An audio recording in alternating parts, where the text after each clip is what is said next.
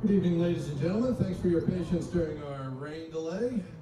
Hope you enjoyed the little football game that we had for you out on the field. Welcome to Suits Field at Scott Carpenter Park for tonight's matchup between the Colorado Sox and your Boulder Collegians.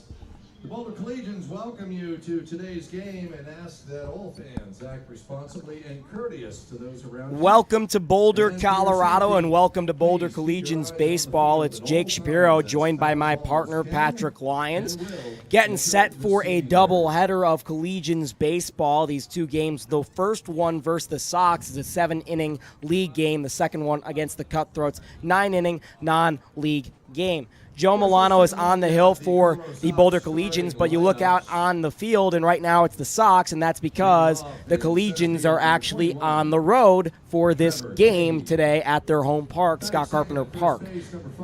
They're making this one up from a previous rain out, and coincidentally we got a little bit more rain, but we are going to get through this one here.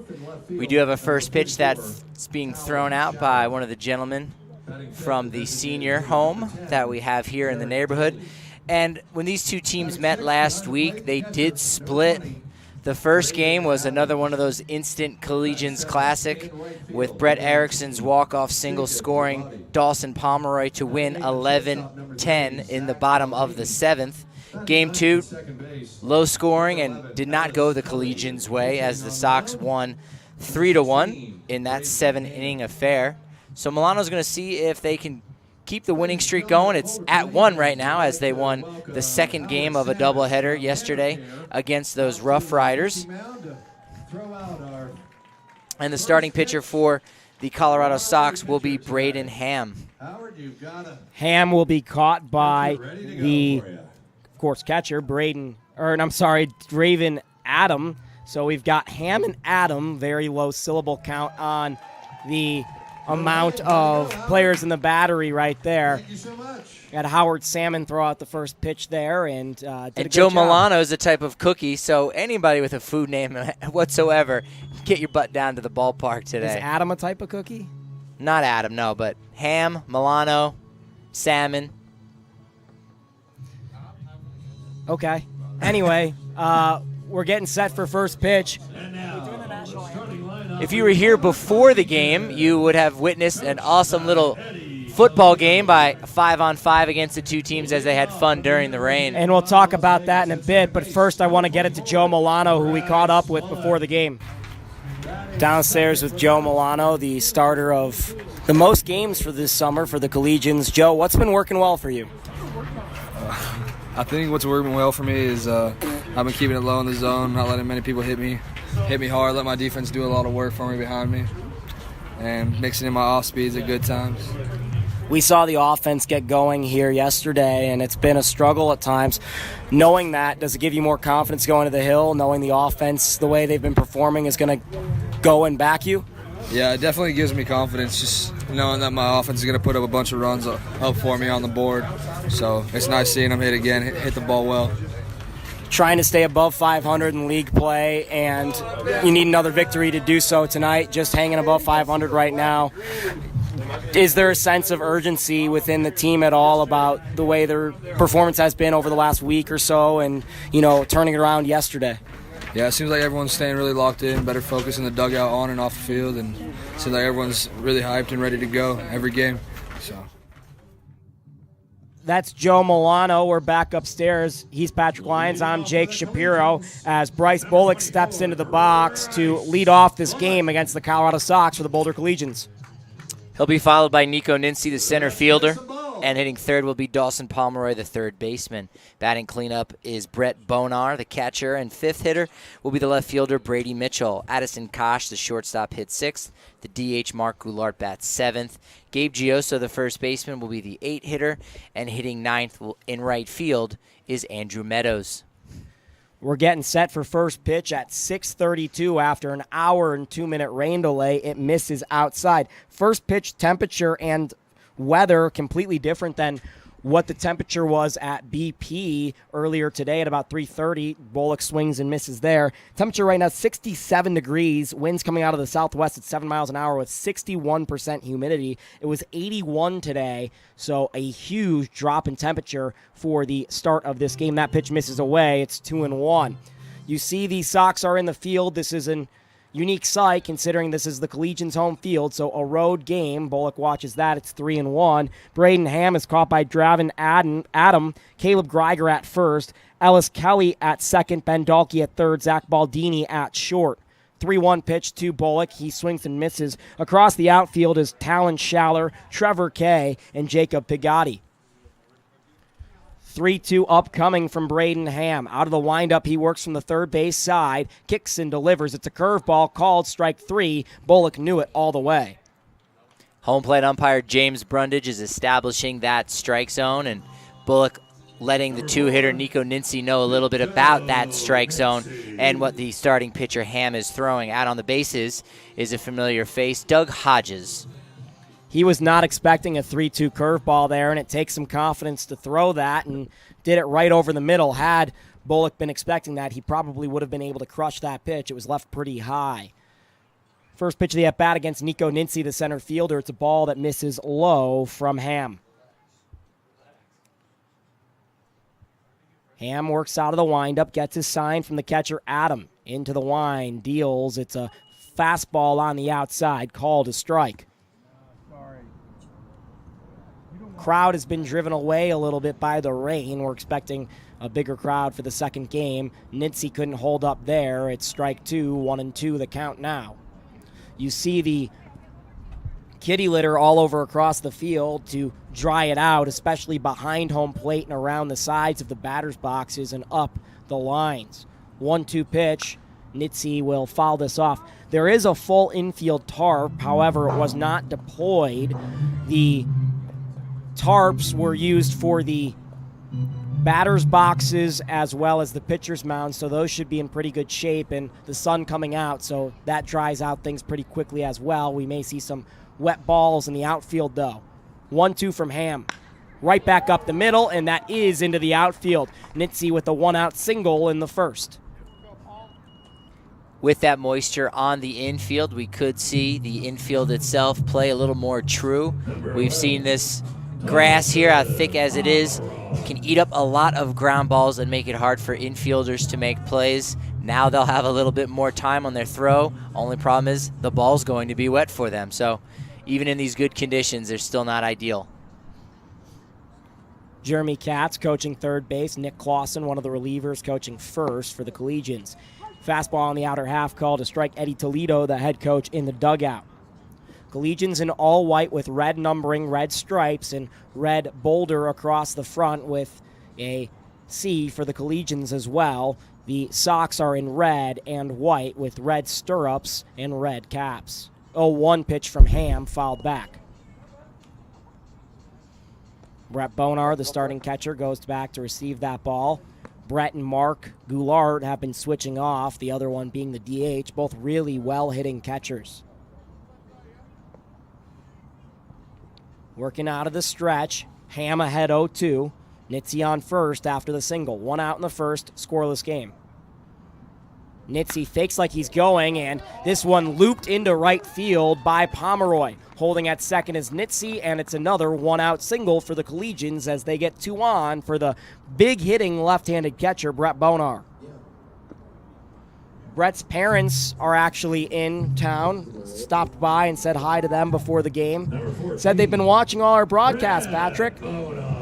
Well, there came at a good time against these Sox because last week when they did play, Bonar hit a home run in both games of the doubleheader against these Sox. So we're certainly hoping he can keep his hot bat. He is now going either by the name of Dragoon or Kestrel. So let's see how this bad boy flies today. First pitch from Ham is in the mud, not the dirt. That's what the field conditions are like out there. Out at second is Nincy. First is Pomeroy. Bonar from Barton Community College, and his father has a Barton hat on, will play next year at Nebraska Omaha. Excited to make the journey up the road. Slapped over to the first base side, gets caught in the tall grass. First baseman goes to second, back onto the pitcher for one, and they called him out. They said Ham got his foot in on time. I don't know if that is true, but Caleb Greiger dealt it to Baldini at second, came across the bag. Ham covered first, and that is a double play. Yeah, you can't go to the home plate umpire in that situation because it was a timing play. If it was a matter of his foot coming off the bag, you could option down to the home plate umpire, who could then rule that it was off. But unfortunately, in that circumstance, there's nothing you can do, and you cannot overturn that play. Well, I think the bigger question is whether his foot was on the bag or off, and the umpire actually can overrule that at home. However, the home plate official, who is James Branridge, is his main responsibility on that play is to look at third base because Nitze, the lead runner, was out at third. So they actually just overruled it, and So that must have meant that the pitcher Ham didn't actually even get to the bag. We knew he was there late. That was my biggest complaint with it. But it seems as if he never even got to that bag. And looking on the broadcast, that is true. Just looking on the replay, it never looked like Ham's foot got in. So they overrule the call. Pomeroy's out at second. Bonar's safe at first. And Nitze moves up to third. 2 outs for the Collegians. Sox going back to take out the field as the Cutthroats are arriving for the second game. They'll be waiting here quite some time because the hour rain delay. Well, it's nice that things are starting to go the Collegians' way a little bit here as the call gets overturned. And who better to have at the plate, speaking of things going his way? It's Brady Mitchell, who have had things going his way here as of late. First pitch there deemed a strike.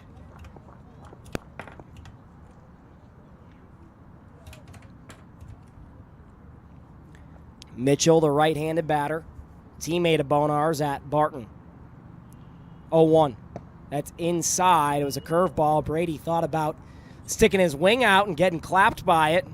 Didn't happen, and it just deemed a ball. On third is Nitze. First is Bonar. 2 outs, scoreless game in the top of the first.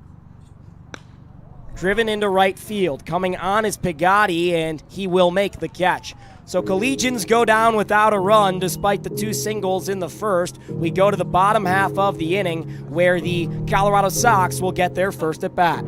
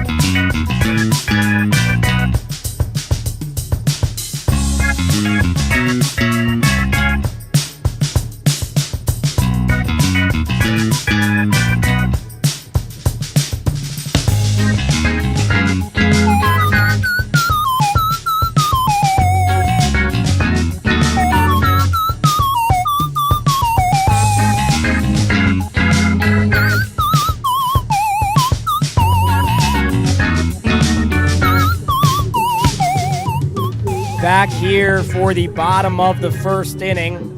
Joe Milano to the hill for the Collegians. He will get the start.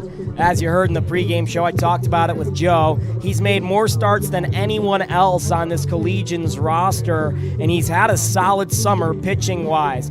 The last update we've had of the stats, Milano had an ERA 7 of 3.63 over 17 in the third innings pitched with a team high 25 strikeouts. I believe Dawson Pomeroy has the high now as of the last time he pitched because Pomeroy's just been dealing those Ks. But Joe has certainly done a great job every time on the hill. Considering the fact that he had a rough go of it one day up in Laramie where he couldn't get out of the first inning, he's been even better than his statistics have been showing. And he was not named to the All-Star team, but that was a very strategic move in order to allow him the upcoming starts that came after the All-Star game and to keep him fresh for the playoffs. First pitch is strike against the center fielder, Trevor Kay. He's followed by Caleb Greiger, Ben Dalkey, the left fielder, Talon Schaller, the DH Daly. That pitch misses inside. Adam, the catcher, Pagatti, the right fielder, Baldini, the shortstop, batting 8th, and then Kelly, the second baseman, who is batting 9th. Milano's 1-1 to Brett Bonar, catching him. That one's low. At first is Gabe Gioso. Second, Bryce Bullock. Third, Dawson Pomeroy. Shortstop is Addison Kosh. Milano looking in on 2-1. Kicks and delivers. It's a ball away. From left to right in the outfield, it's Brady Mitchell, Nico Nincy, and Andrew Meadows. You've got me thinking Austin now after my week away. It's close. Curveball misses inside on 3-1, and it's a leadoff walk surrendered to Trevor Kay. That's what you were thinking, weren't you? Yes, that's why I paused. Number 5, Geiger. And that brings up Caleb Geiger, who may be the Collegians' favorite player, as during our rain delay, he came out and had a nice little dance-off with our very own S.J. Mousseau. In the game against the Collegians just a week ago here, Geiger was big at the bat, had some big knocks, including a home run, I do believe, but made several errors at second base, which fueled the Collegians' rally, in which they came back, finished off by a Brady Mitchell walk-off single. 1-0 from Mitchell, or from Milano rather, and that one misses high. It's 2-0. He was 2 for 6 in those games against the Collegians with 2 runs and 4 very key RBI. That's probably one of the reasons with those defensive issues he's had, he's been moved over to first base for this game. 2-0, and that misses high as well. Milano has dealt 7 pitches, 6 of which have been balls.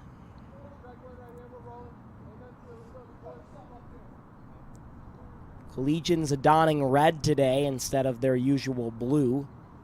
3-0, that's in there for a strike. Guys wearing their rain jackets, that's the color red. See Eddie Toledo and Nick Clausen in the dugout with those on. It's weird to see them go from red to blue, or blue to red rather. 3-1 from Milano, and it's fouled back. The count is full. It's also strange that they are wearing white, although they are the road team today, and they're at home. So if you're screwed up, that's pretty much where you should be right now. They like to wear white on the road. The Collegians do, as a how do you do? Mentioning to the other team that this is our home as well.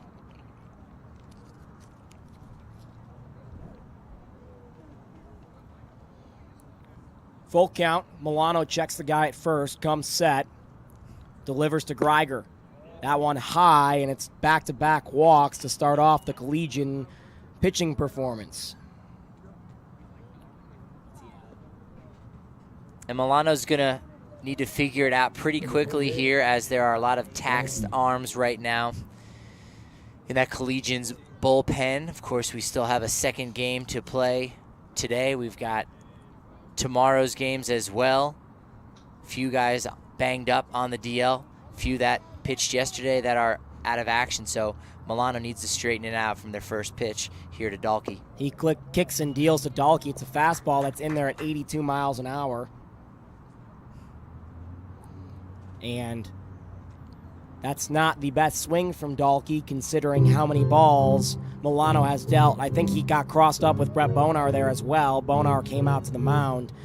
There is a runner out at second. That's Kay, and Bonar's running through the signs.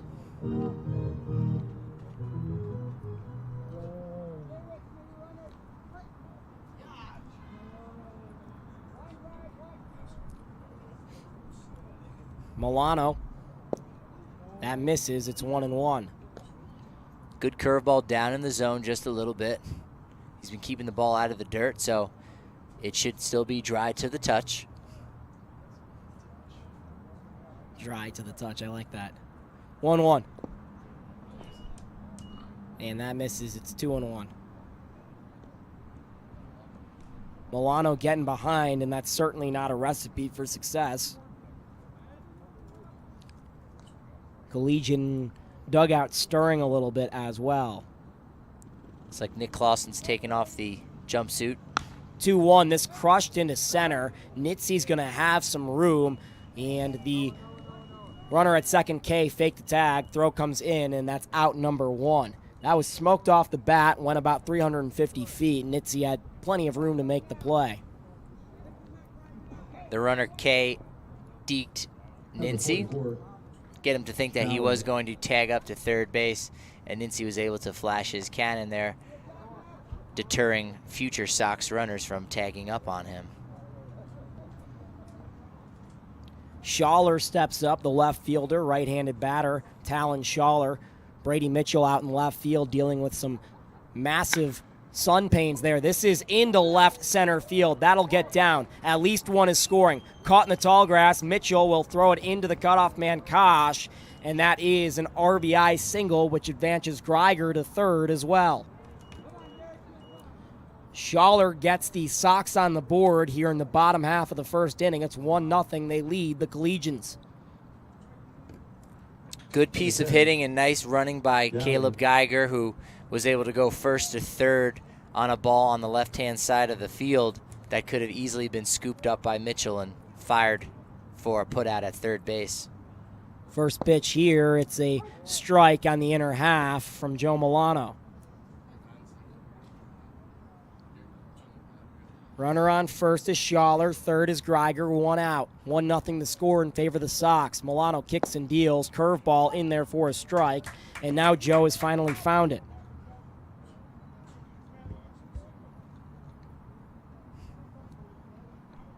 The right-hander looks over at first, comes set, runner going, 0-2 pitch, it's fouled back.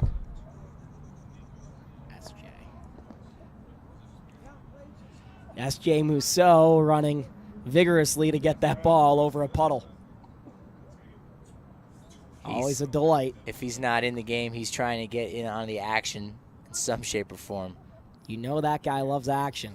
Milano checks the runner on first, Schaller. He went last time. 0-2 pitch, Schaller stays, and it's outside.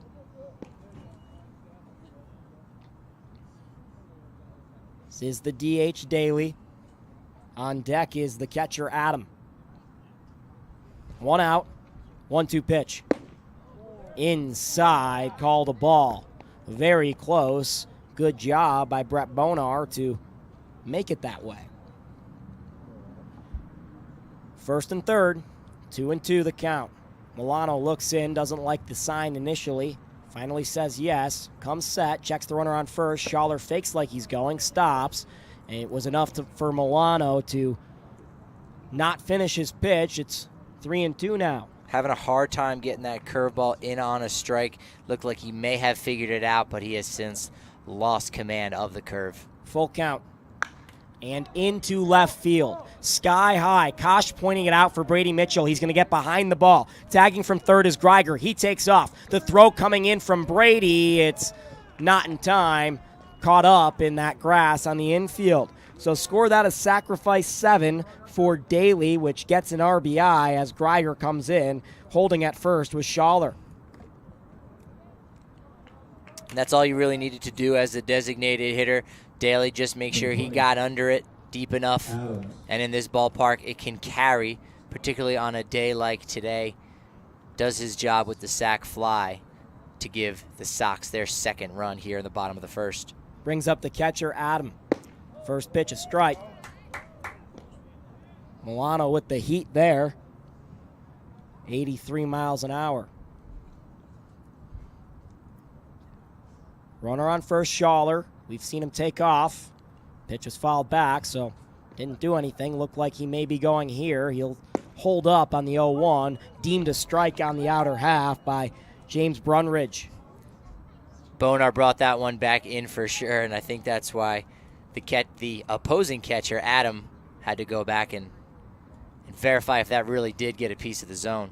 Milano can get out of it here. 2 outs, 0-2, runner on first. The pitch It's in the dirt.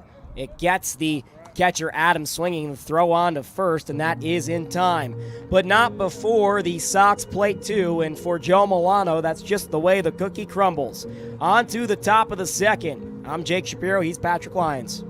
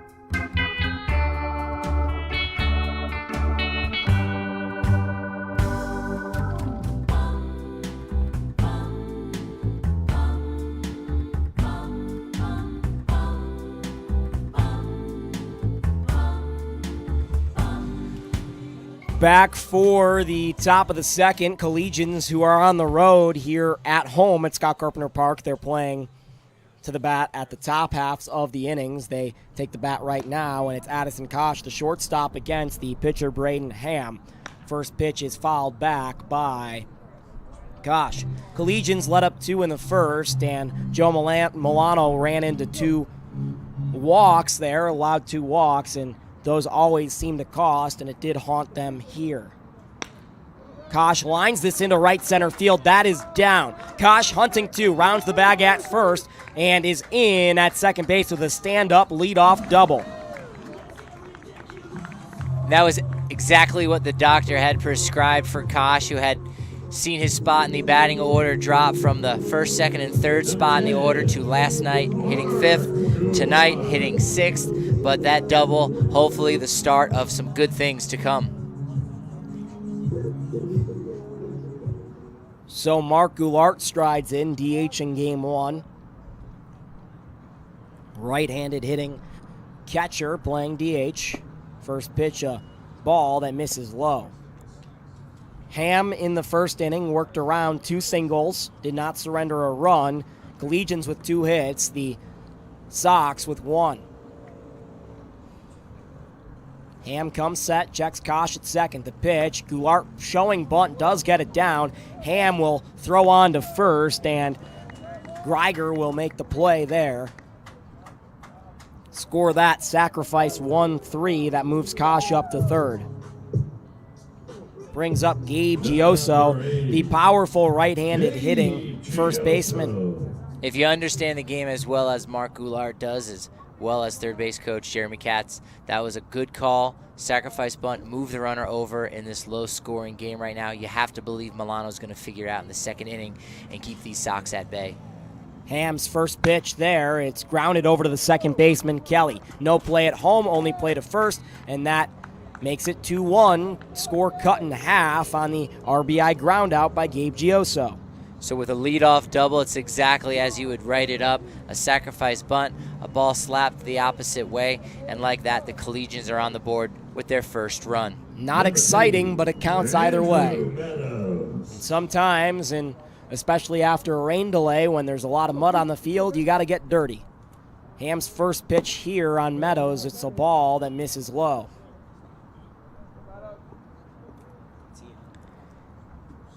Yeah, that National League style of ball is always interesting to play, even at a level like this.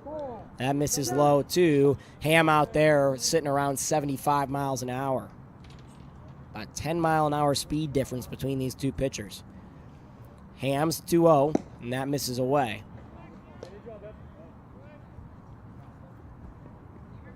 S.J. Musso coaching first base, exchanging a few words with the first baseman Geiger, especially after their little dance-off. That's a strike called on the outside half. Meadows thought he had a walk. Yeah, S.J. Musso before the game had a good little dance-off there. I think it was won by the Sox according to our ruling, but the fans deemed in favor of the home player, S.J. Musso, and Meadows just did the exact same thing. That won't win you any favors with the home plate official. Twice, Meadows thought he walked. Twice, it was called a strike, and now it's full count with 2 outs from Ham. Looking in at his sign, ready to deal, kicks and fires. Curveball away, that is a walk this time. Respect to home plate umpire James Brundage, because if he had rung up Meadows, I don't know that anyone would have had a problem with that. First pitch that he thought he walked on, that was close. Second one, not as much, but the third one doesn't get it done, and Meadows has himself a 2-out walk. Brings up Bryce Bullock, who played in that football game during the rain delay, quarterback by Nick Clausen and Nathaniel Bresner Mendoza.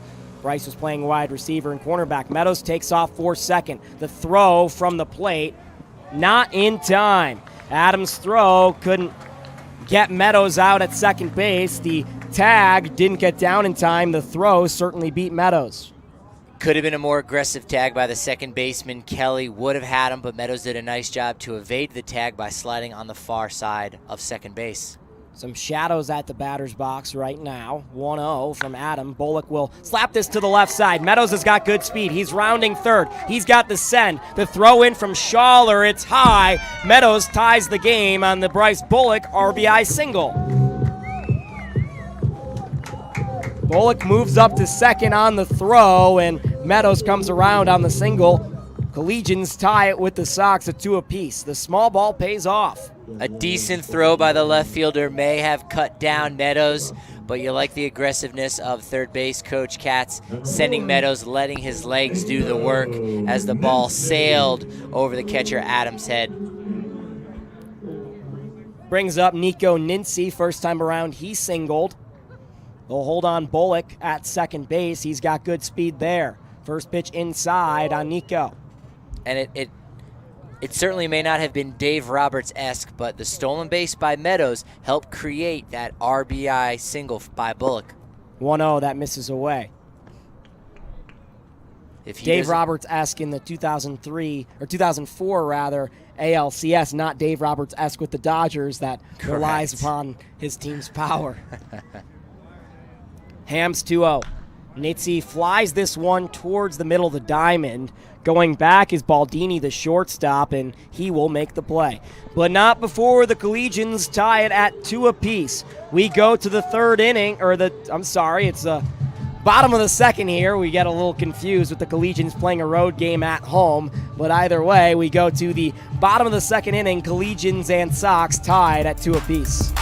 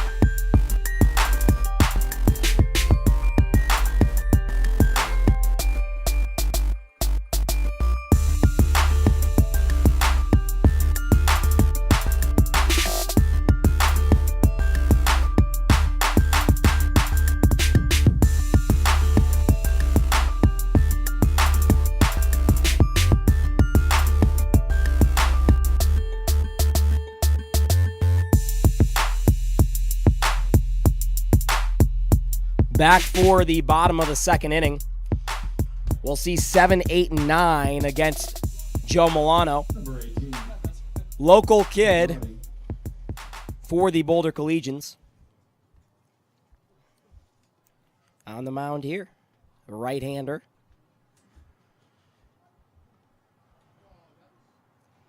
Will face right now Jacob Pagatti, the right fielder. First ball of the inning is skyward and foul. Joe Milano is from Dodge City Community College, but went to Centaurus, grew up in Louisville. 6'2", 225-pound right-hander. Played a lot this season against Barton Community College as they're both in that Jayhawk conference. That's a strike on the outer half. Milano ahead 0-2, much different from the first inning. And that's exactly what he talked about in the pregame, was the support that he gets from the bats. And he got exactly that with those 2 runs in the top of the second. Now it's his job to come out, command the strike zone, and start dominating these Sox hitters. That one fouled back. Milano just popped 87 on the gun. Definitely feeling a bit more warmed up after the 2 walks to start off the first. That's called strike 3. Out number 2 via the strikeout for Joe Milano. First out here in the bottom of the second. That one looking. And that's his second straight strikeout after surrendering 2 leadoff walks to start the game. You got to think he's getting himself finally in a groove here in the bottom of the second. He's retired 3 straight now, and that pitch misses high to the shortstop, Zach Baldini. Saw last night, shortstop for the Rough Riders, Jeff Sear, as this ball is nailed into center field. Nico is going to have enough room, and Nitzy comes away with it for the second out. Jeff Sear have quite the night from the shortstop position. Really got under the Collegians' skin in that split between the doubleheader here at Scott Carpenter Park while we celebrated the 4th of July. He looked great. He had 3 hits, double, triple, homer, 4 RBIs, flashed the glove in the field. Reminiscent of our own Addy Kosh, you might say. Milano, first pitch a strike on the outside at 84. Patrick, what did you do last night after we left the park? I know you got out of here to see the fireworks, I assume. 0-1 from Milano. That's a curveball, 4-strike 2. I'm just going to ask you about that in the next half inning because it looks like this one's going to wrap up here. Milano certainly dealing here, has retired 4 straight. That curveball nasty. 0-2. Just missed inside. Third baseman Dawson Pomeroy was ready to hit. Wears 21 on his back. Joe Milano does. Many famous 21s in pro sports. 1-2 pitch. This fouled into the Collegian dugout. My favorite would have to be Deion Sanders. Growing up, I idolized Deion. I had about 10 different posters in my room of him and had all his baseball cards. Don't know why, just liked them. 1-2. Slapped foul again. Stan Mikita is mine, the famous Chicago Blackhawk, maybe Mr. Blackhawk. He, an amazing player for the Blackhawks in the 60s, helped them win some Stanley Cups. 1-2 from Joe. Slapped over to the shortstop, Addy Kosh. Backhand play, can't make it, score at E6. Addy Kosh probably could have gotten around that ball if he'd wanted to. Instead, stuck with the backhand, and he'll be biting himself over that. Tough sky over there, and you might say, well, that ball's on the ground. It's not in the sky. The sun is so bright on the left side of the infield this time of night that certainly has an effect, but not enough to save him from the error. Quite a challenge. Now, correct me if I'm wrong, but wasn't the name of the little donut shop that they went to in Wayne's World Stan Mikita's? Yes, Stan Mikita's Donuts, exactly. Bingo. Ball misses high. That's how much of an idol Stan Mikita is in Chicago. In fact, my blanket on my bed that Bryce Bullock was using when he slept over a couple times this past weekend was a Stan Mikita golf tournament blanket, Chicago Blackhawks blanket, knit blanket. Yeah, got that when I was a kid from my uncle. That makes me think of a business where it would be a blanket and it's in the shape of a baseball card, and it would be of a certain player in a certain year. That's that a would great be idea. awesome. How good? There you go. Trademark that. Go for it, buddy. I'll help you on that one. That one misses from Milano. It's 2-0. Yeah, especially like what your favorite is 1984 tops? 87. 87 Give me a tops. nice McGuire, Yeah. Oakland A's. With the fake wood paneling. Oh, so good. So good. Do you have a favorite set? I really like the 2-0 pitch, and that misses low. The 05 set, because that's when I was 10. That's when I was really into baseball. Yeah. That's when they had the black outlines on the cards and the 4 silver dots in each corner. That was a really good-looking set. I know it looked very modern. It looked almost too modern for 2005. Maybe, yeah. 3-0. And that that's called a strike on the outside. I actually think BSN Denver's Rich Allen, that might be his favorite one. I asked, and that was his wheelhouse when he was about that age, when he started collecting cards as well. Rich was 8 then, so yeah, Rich would have been in on that. 3-1. Called a ball. Milano surrenders his third walk, second to the center fielder, K, and that brings up Greiger, the first baseman who walked and came around his first time. 2 outs, and all of a sudden 2 on here for Joe Milano. He's worked himself into a jam after starting off this inning in nice fashion. And, to be a successful pitcher in this game, there are going to be those moments where you get frustrated by your defense and they let you down, particularly like in this instance. Nice curveball on the inner half of the plate by Milano. But to be successful, you have to push through those, get your strikes, and do your job. And that's what Milano needs to do here. Enough with the walks. Get back in the strike zone. That's a strike. He's ahead 0-2. Finish up that point. The 52 set of tops is certainly a favorite of many in the Mickey Mantle card. I actually met someone that has a rookie Mickey Mantle the other day. 0-2, and that one hits Greiger, and the bases load up. An usher at Coors Field stopped me and said, "Do you collect baseball cards?" I said, "Yeah." Says, "I have a 52 Mickey Mantle rookie card." Showed it to me, and I was stunned. Wait. He just carries it around with him? It was a picture of it on his phone. Okay. So it wasn't the card itself, but still, what an unbelievable thing. I have myself, my favorite card that I own, it's Ty. I've got a Willie Mays signed card, and then I've got a first pitch from Milano here with the bases loaded. Grounded over to second base. That's going to be an easy play for Bryce Bullock on to first, and that's the third out of the inning. My favorite card, tied with that Willie Mays one, I've got a Ryne Sandberg bat card, and then tied with that is a Ron Santo jersey card from one of his all-star years. Anyway, that wraps up baseball card talk with Jake Shapiro, Patrick Lyons. It's 2-2 here in Boulder, Colorado, as we head to the top of the third.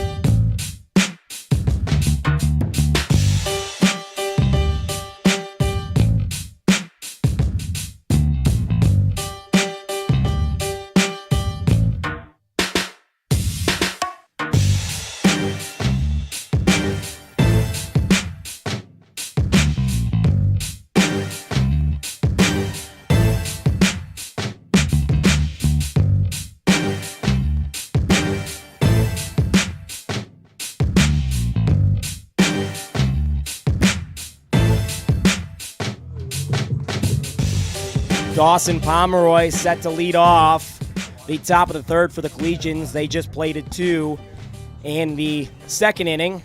Score tied at 2 apiece in this 7-inning league game against the Colorado Sox. First pitch of the inning is fouled, and S.J. Mousseau, I guess nice effort.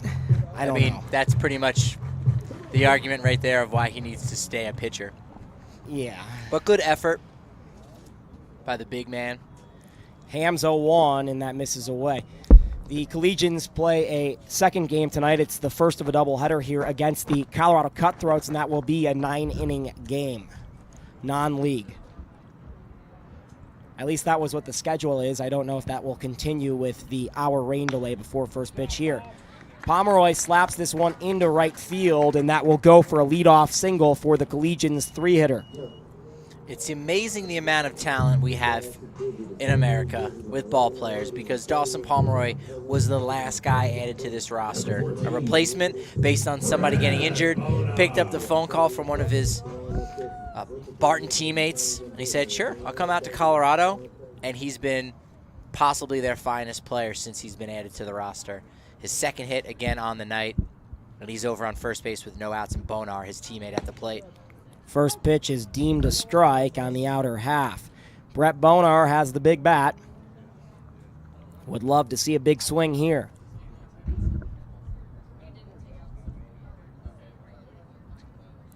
Oh, 1 from Ham. That misses away, and Bonar will see another pitch here at 1-1. Pomeroy got a nice healthy lead over on first base. Thinking it should get a throw over, but Ham hasn't considered it yet.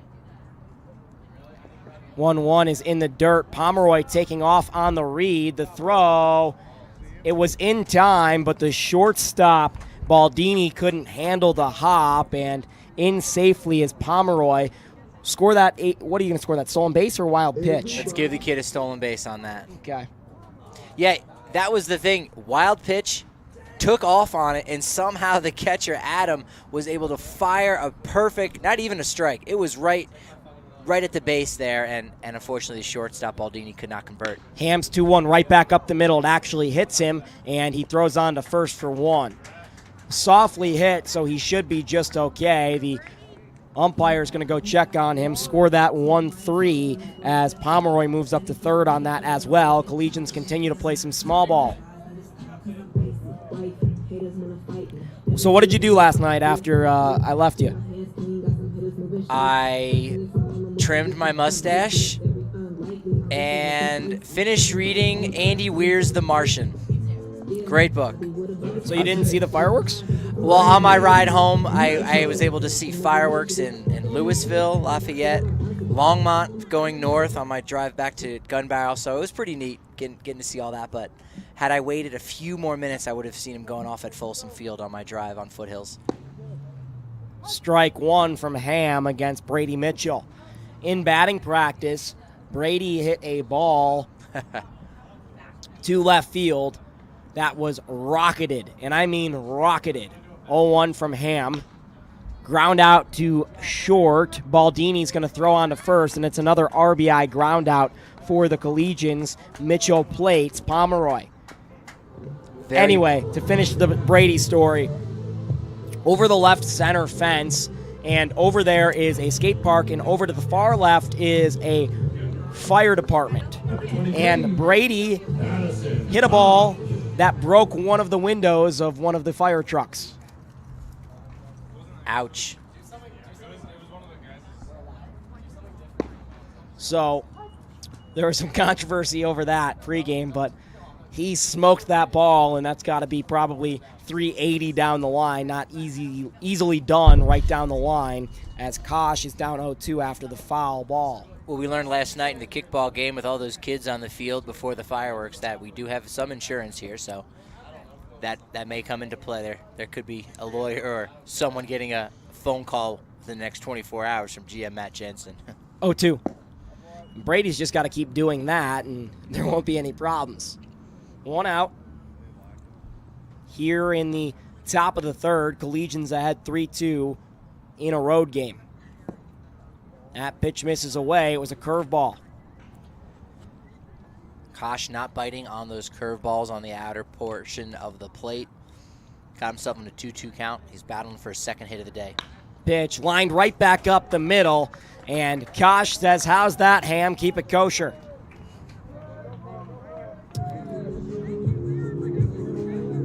Great at-bat by Addy Kosh. Got down quickly, 0-2. Did not chase those curveballs on the outer portion of the plate, and lines one back up the middle for his second hit of the day.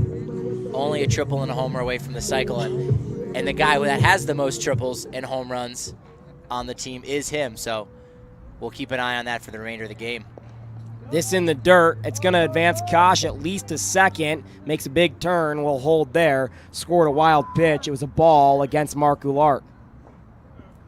And with the production that they're getting, key and timely hits from the Collegians, that wild pitch could be costly because Goulart just needs a single, and I believe with Addison Kosh's speed, he will score the 4th run in the game. So we'll see how key that wild pitch turns out to be in this third inning. Ham checks second. 1-0 pitch. Towards the shortstop, Baldini. Advancing in front of it is Kosh, and that's another ground out. It's actually the 3rd out of the inning, and we head towards the bottom half of the 3rd inning. Collegians ahead 3-2 here in Boulder, Colorado.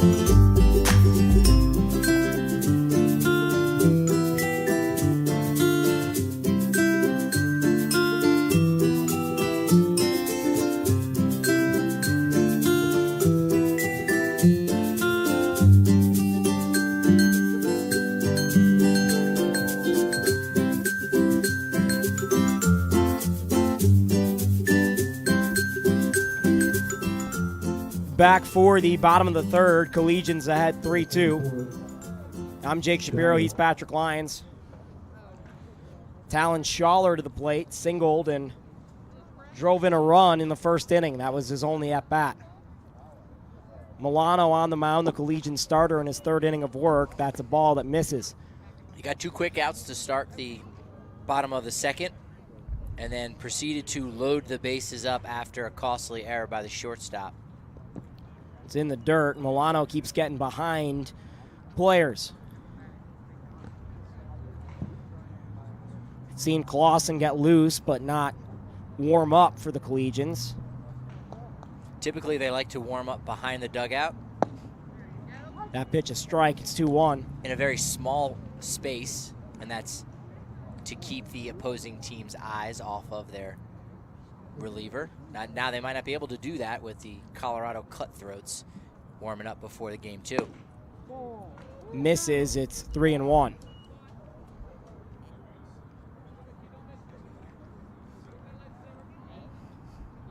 Milano looks in, delivers 3-1. Curveball that never got anywhere near the strike zone. It's another walk surrendered by Joe.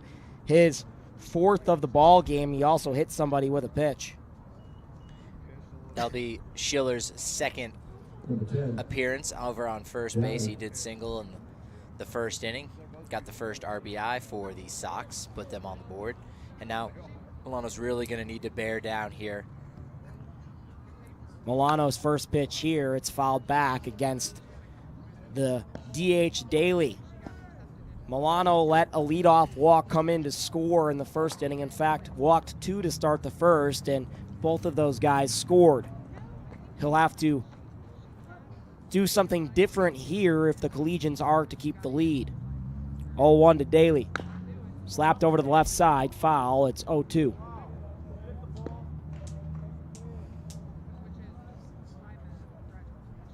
Daly hit a nice fly ball out to left field. Sac fly. That was allowed the 2nd run of the game to score. Caleb Geiger, who was one of those men who walked. Called strike 3. Milano says, taste this to Daly, and that curveball catches the inside. Joe has just dealt his 3rd strikeout. Number 20. Well, that's typical fashion there for Joe Milano, getting the curveball on the inner portion of the plate. It's been touch and go today with that curveball, particularly to these right-handed hitters. He's got 1 down, runner on first base, and the 6th hitter up at the plate.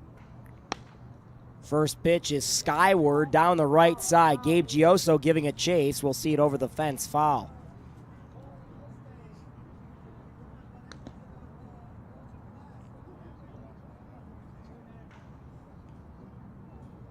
The rains may have scared away a few fans in the early going, but still a very solid turnout.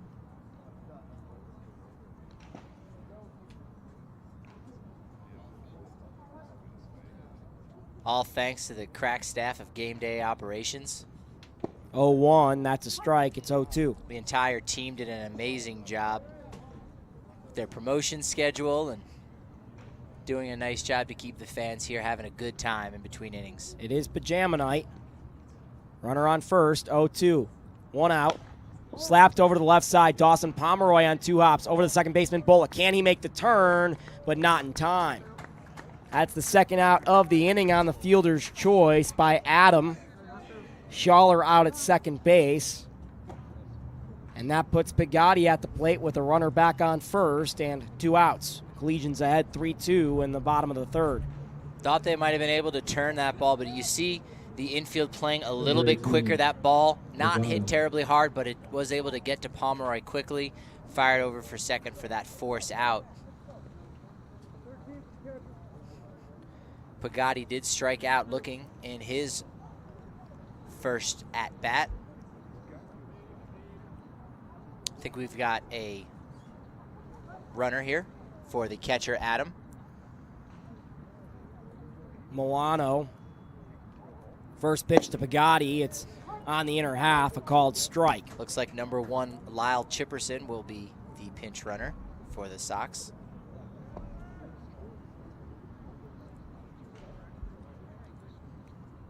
Milano ahead here already. When he gets that first pitch strike, he's deadly.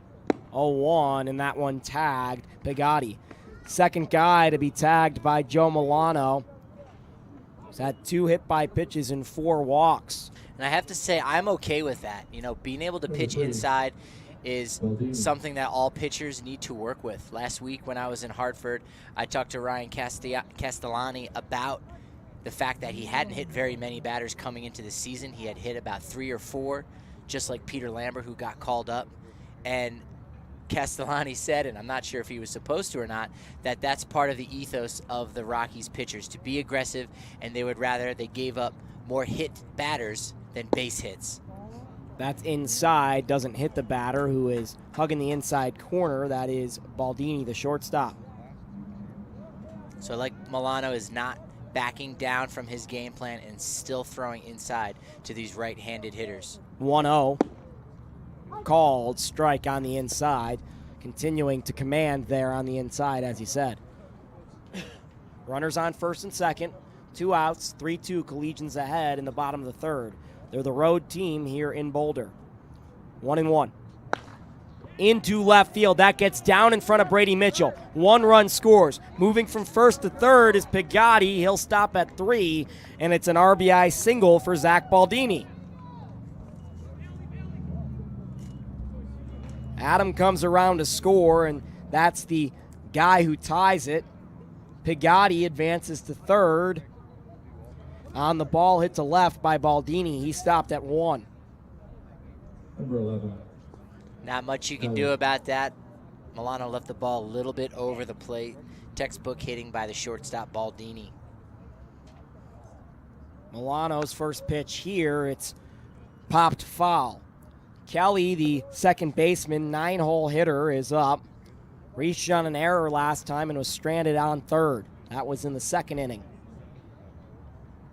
Runners on first and third with 2 outs.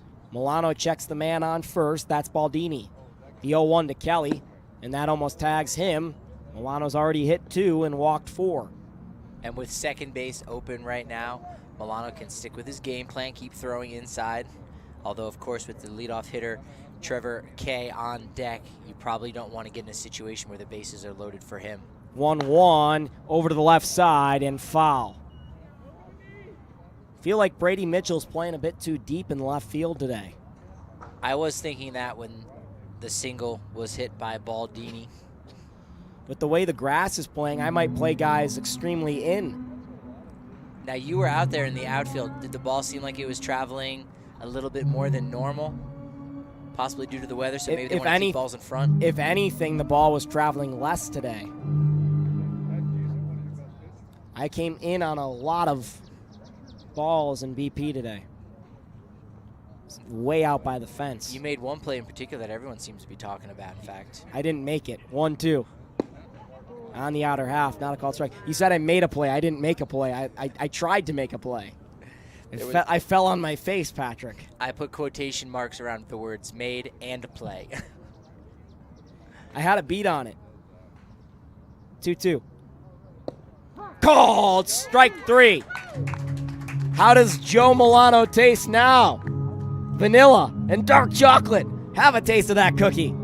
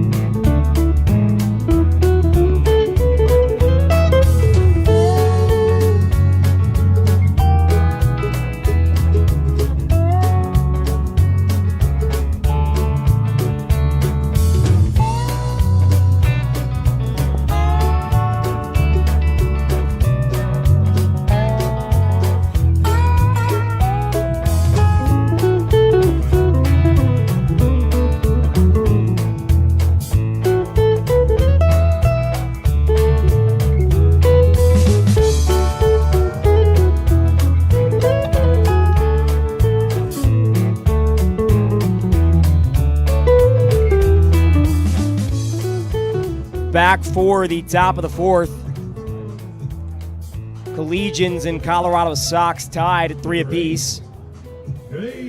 Humid day in Boulder, Colorado. Temperatures have dropped to the high 60s. This is the first of a doubleheader. Collegians will take on the Colorado Cutthroats next. First pitch from the starter, Braden Ham, against Gabe Gioso, in his second at-bat is a ball. 1-0. Gioso slaps this into left field. Coming in is Schaller, and he'll see it in front of him for a single. That was a tough play for Schaller with the sun. Probably could have made a catch if he had opportune conditions, but decided not to dive and kept it in front of him. He's still got his glove in front of his face, trying to figure out the best angle in order to see the ball off the bat. Conditions very wet here all around. Meadows into right field. Coming on is Pagatti. He slides, and that is counted as an out. Throw back to first, and that's a double play. Gioso headed for second base, thought that ball was going to get down, and you know, I think that ball may have been trapped out in right field by Jacob Pagatti. What was your read on that, Patrick? I thought the ball was going to get down, so I not terribly aggressive, but I like the fact that Gioso went to second. I probably would have done the same myself.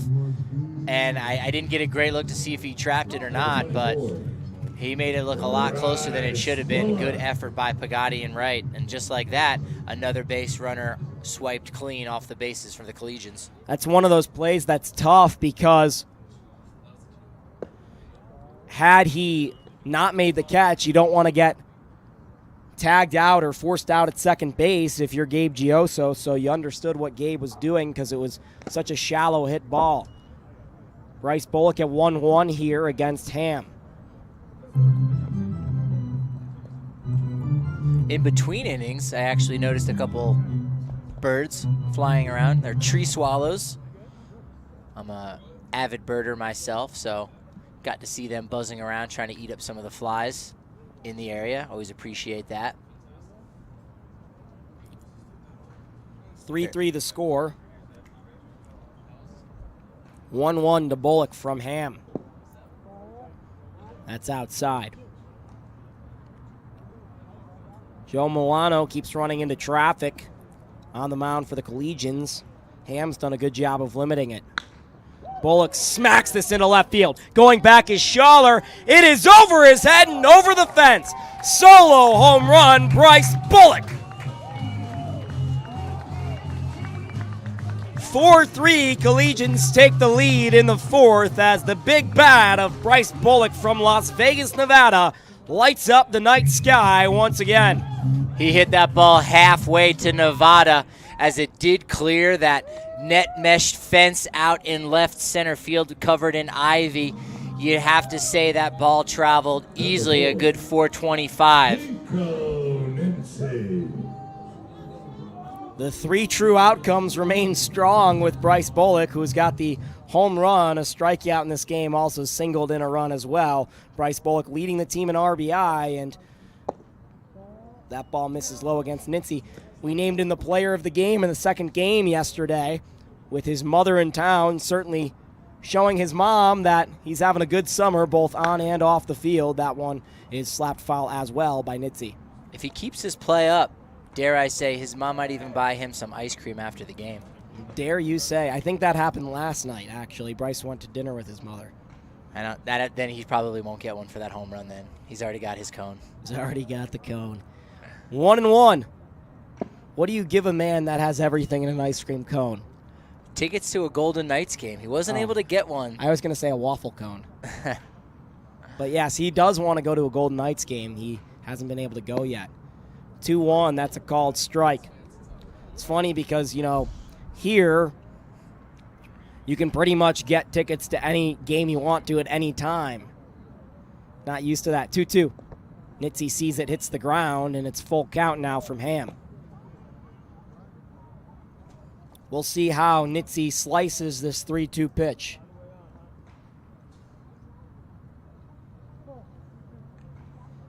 Ham, full count. And Nitze watches it. He'll take first. Jogs rather bubbly down to first base, you could say. Big Saturday Night Live fan, are you, Jake? Not that era. No, this was only a few years ago. John Hamm was the host, and Michael Bublé was the musical guest, and the theme was that John Hamm was kidnapping Michael Bublé, and they were going to start a restaurant called Ham and Bubbly. Okay. It was very good. I think I do remember some of that episode. It's one of the best ones in the past decade, I would say. Fouled off there by Pomeroy. John Hamm's a big baseball fan, too. St. Louis Cardinals. That's right. Still upset about the 85 World Series. He called into Dan Levitart's radio show the other day talking about that. Pomeroy, switch hitter, hitting from the left side here. He's 2 for 2 with 2 singles, scored a run in the third. Nitze on first, he's taking off. 0-1 pitch, the throw from the catcher Adam, not in time. It's a stolen base for Nico Nitze. And Nitze worked faster than I could speak because I wanted to say if Nitze can get himself down to second base, all Pomeroy has to do is stay hot. He's 2 for 2 today. He's been absolutely fantastic, and a single should score Nitze easily. 1-1, and Pomeroy slaps it foul.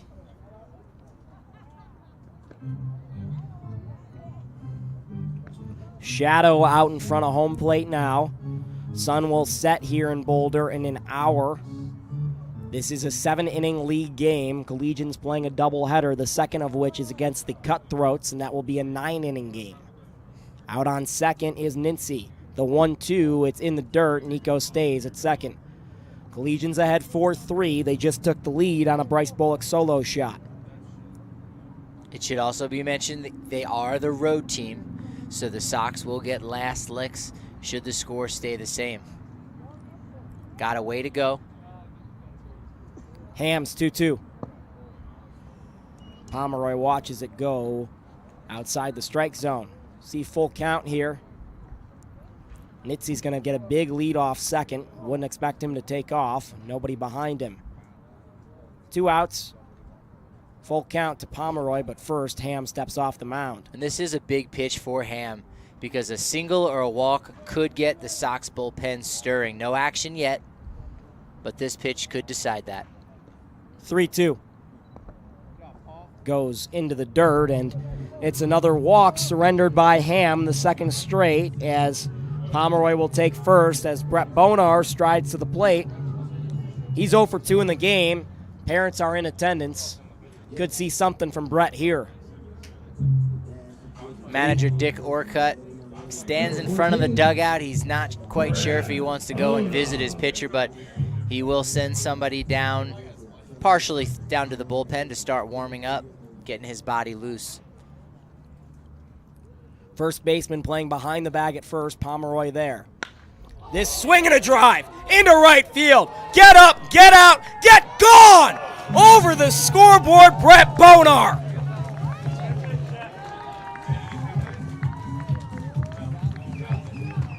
R.I.P. Falcon, long live the Kestrel. 3-run shot, Brett Bonar.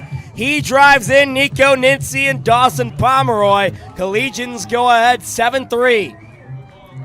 Bonar's third home run in as many games against these Colorado Sox, and unfortunately Orcutt was a little too late with maybe a pitching change here.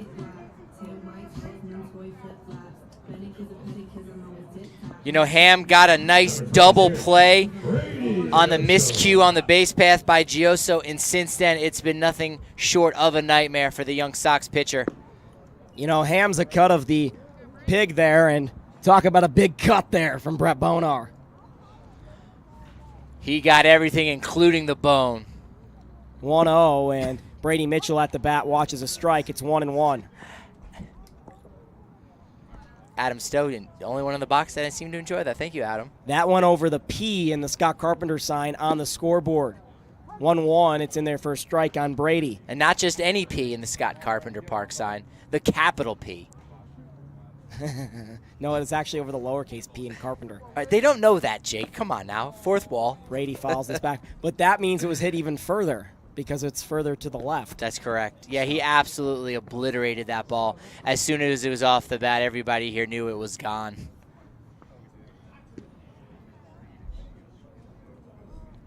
Mitchell. 1-2 from Ham. Brady watches it for a ball. Mitchell looking to get in on the action himself. He did have an RBI in his last at-bat, last inning in the third, but looking to get his first hit here in game one. 2 for 2, or 2-2 count, and this is into right field towards the bullpen. A sliding grab again by the right fielder, Jacob Pigotti, and that ends the top of the fourth inning, but not before the Collegians plate 4. It's 7-3, they lead here in Boulder, Colorado.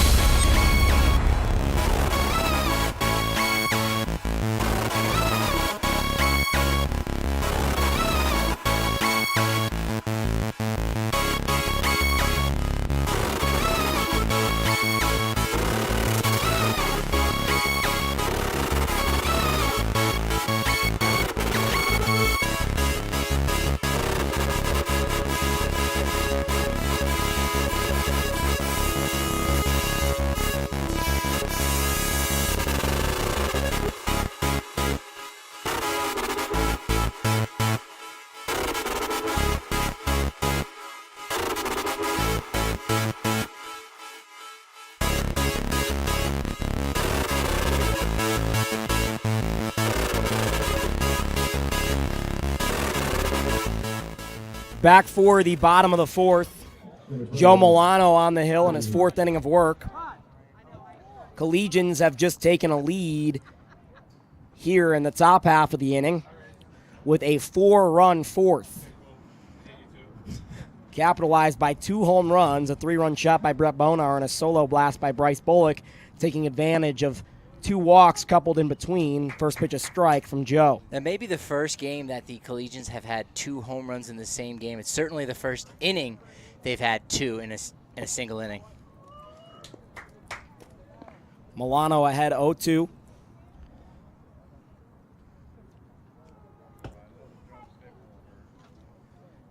The pitch, it's away and called a ball against the leadoff man, the center fielder, Kay.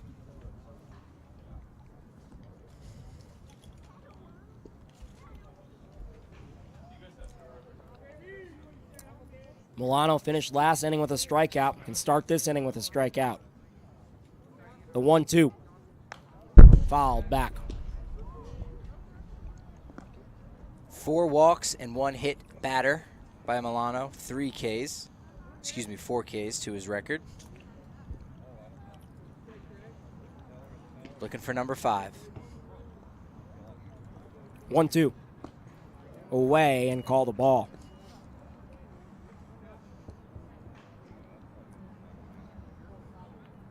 K reached base twice so far today, both on walks. Slapped into left field. If it gets down, it's extra bases. It does. That's a fair ball for K. Heading towards second as Mitchell picks up that ball, and it's a leadoff double standing up for Trevor K.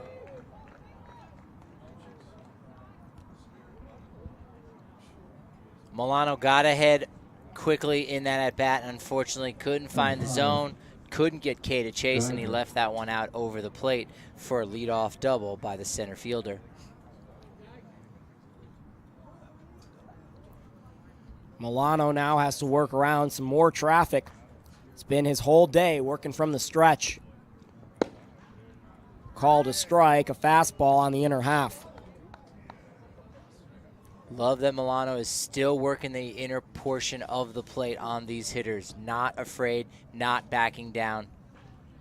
0-1. Into left field. Mitchell doesn't know where it is. Now going back. He runs out of room and hits the wall. At least 2 for Greiger. Coming in from second is K. Greiger pulls up at second with an RBI double as the Sox hit back-to-back doubles to start the 4th and try to rally themselves back into this ball game.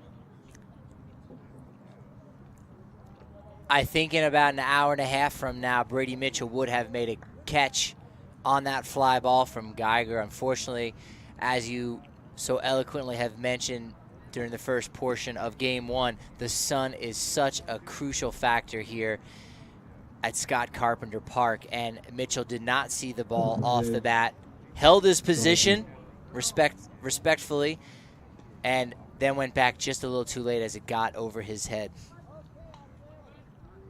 It's a scary feeling where you don't know where the ball is. First pitch here against Dahlke is the ball. Of course, you don't want to be hit with the ball either. Got a bunny running across the field, one of the few that live here. S.J. Musso wanted to try to catch it. If you weren't able to catch yesterday's broadcast, we had a different type of vermin here. There was a raccoon caught in the batting cages that had to be arrested by animal control. Milano's 1-0. Called a strike. Nice pitch by Joe against Dahlke, the third baseman.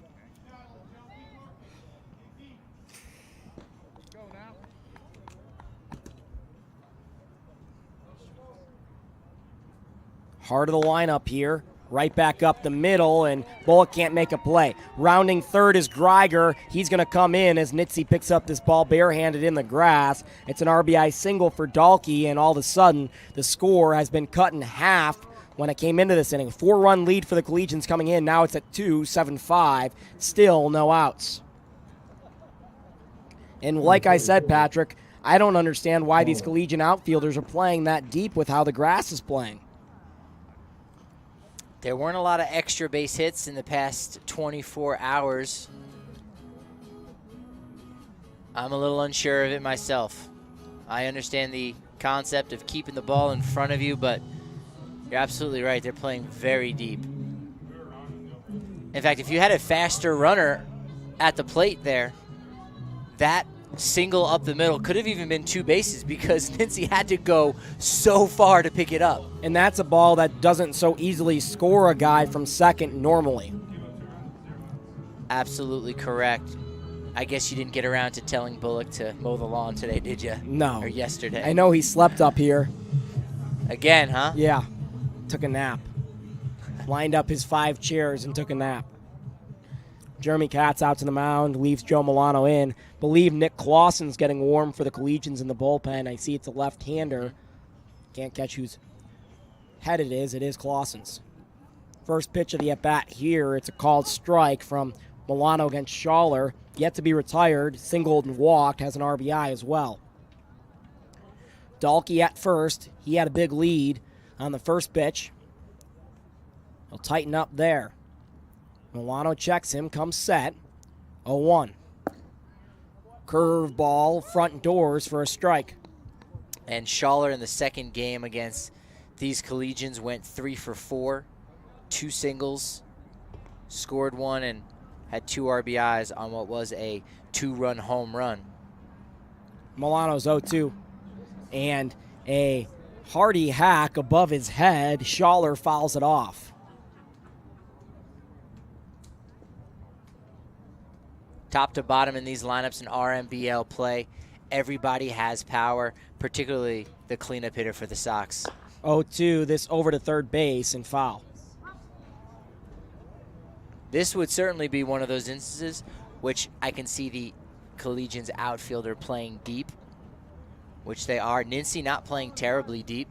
He's the most shallow of all of the outfielders. 320 down the right field line, 334 down the left field line, 388 to center, 345 to the power alleys. Both corner outfielders playing about 10 steps in from the warning track, maybe 5. 0-2. And this towards left field. Brady Mitchell doesn't know where this ball is. Dives and makes the catch. Brady did not know where it was off the bat. Dove just in the direction he thought it may be and wound up with the ball. What a play, Brady Mitchell. Number 10. Absolute web gem, and you see maybe why that placement has been key here for the Collegians. If he had been a step forward or step back, he simply wouldn't have made that grab. A big first out here in the bottom of the 4th. That'll bring the DH, Derek Daly, to the plate. He had a sac fly RBI, and he struck out looking. Ground ball to Bryce Bullock. He's on to shortstop Addison Kosh over to first, and that is a double play. So 2 consecutive pitches of beautiful defensive play by the Collegians gets them out of what could have been a huge bottom of the 4th for the Sox. Collegians are ahead 7-5 as we go to the top of the 5th in this 7-inning game.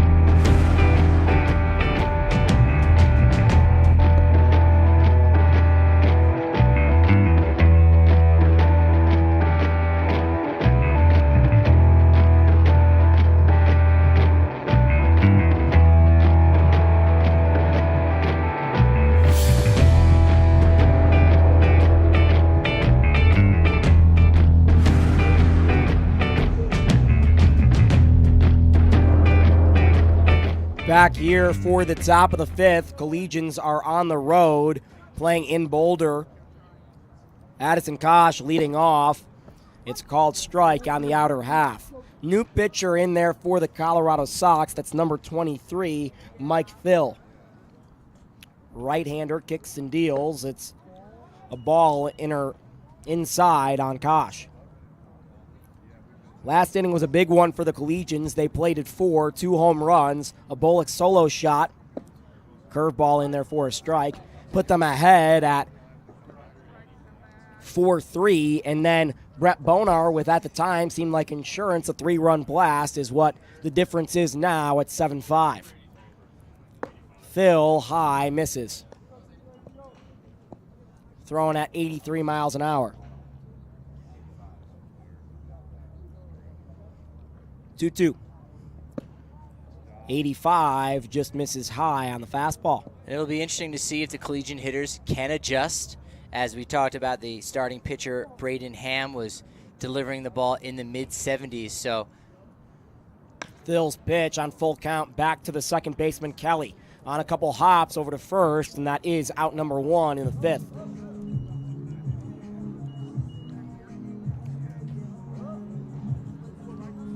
It's dinner time at the ballpark, 7:52 here in Boulder. Patrick and I enjoying some delicious Collegian burgers, world famous, as you like to say, Pat. I asked the GM, Matt Jensen's dad, also Mr. Jensen, what the secret recipe was, and he was not telling me. I asked him if they did a little something, a little this, a little that. He would not confirm, so it is somewhat of a family secret, perhaps. 1-0. That misses as well. It's 2-0. Well, I will tell you that if you're in Boulder or around the area, Collegians have another home game tomorrow on Friday. Then they're off for a little bit before they come back for their last home game of the year on the 18th. It's time to check out some Boulder Collegians baseball if you hadn't yet. We've only got so many more opportunities to, and this year's squad has been a good one. 3-0 from Phil. That misses, and it's a one-out walk to Mark Gallart. Well, Braden Ham walked 3 batters himself in his 4 innings of work to start the game 1 here for the Colorado Sox. He surrendered 4 hits, gave up 7 runs, all of which were earned, and he did strike out 1 batter.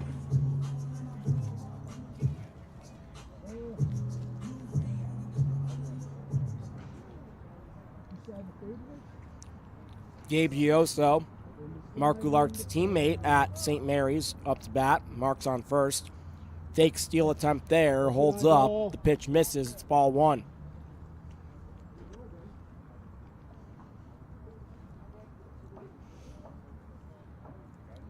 Collegians have been busy on the base paths against the Sox. Mark Goulart back on the pickoff attempt. Goulart's got a couple stolen bases to his name this year. The interesting thing about it is that Draven Adam has been doing a good job behind the plate. Has himself a nice arm. Phil's 1-0, fouled away by Gabe Gioso. This is the bottom part of the order for the Collegians. On deck is the 9th hitter, Meadows.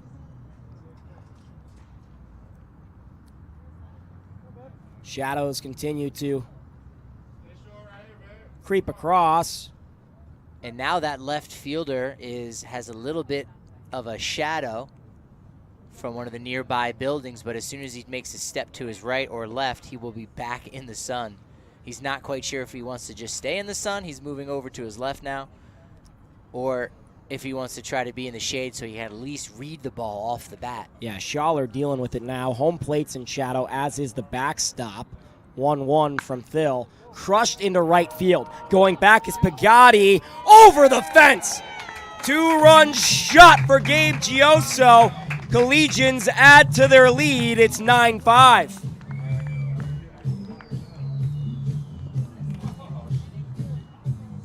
Well, I know the call Gabe Gioso wants me to say, but I'm going to have to say that was simply a bomb.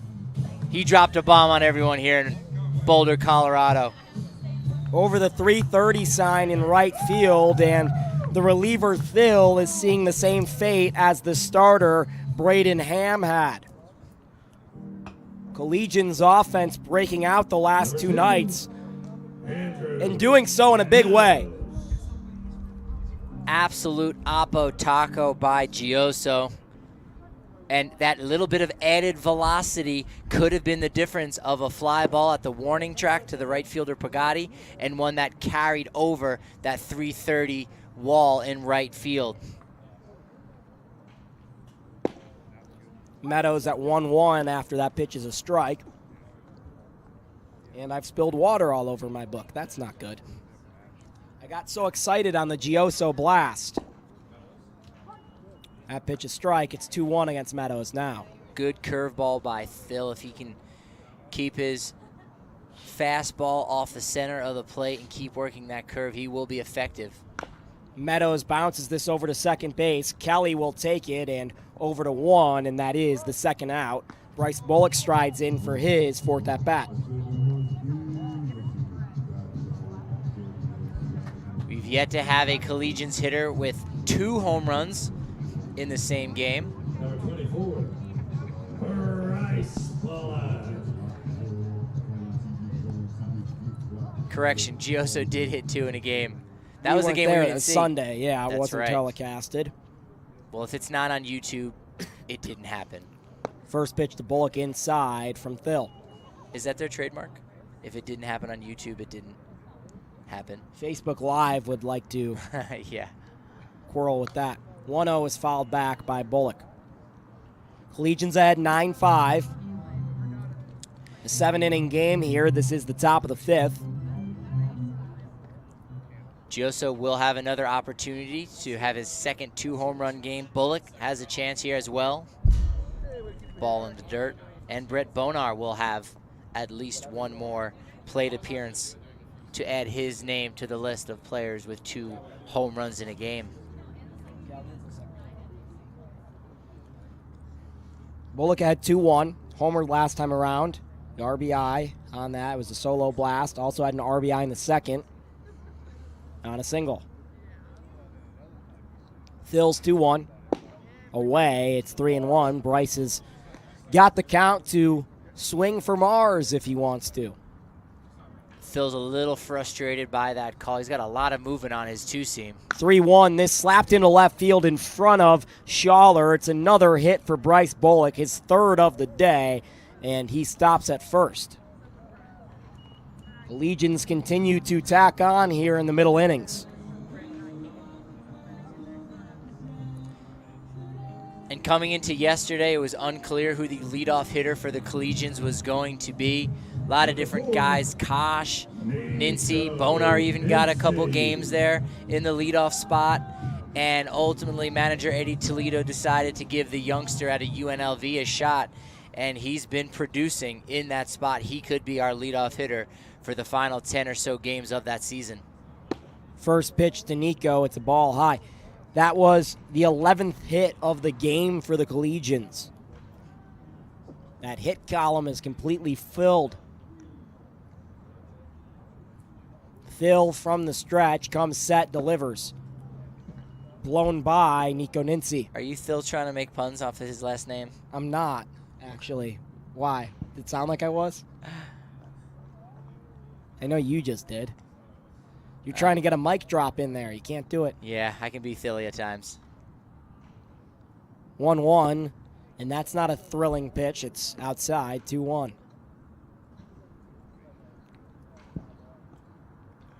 Where there's a Phil, there's a way, Patrick.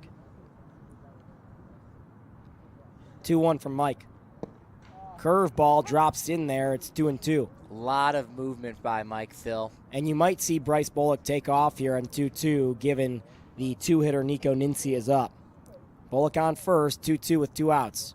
Late lead for Bryce, doesn't take off. Bullock skies this upward. Up the elevator shaft, the catcher is going to have enough room. Driving Adam makes the play. Collegians tack on 2 there in the 5th. 9-5 they lead as we head to the bottom half. They're on the road here at home. I know, it's weird, but what's not weird is the Collegians in the win column, and they're just 9 outs away from that.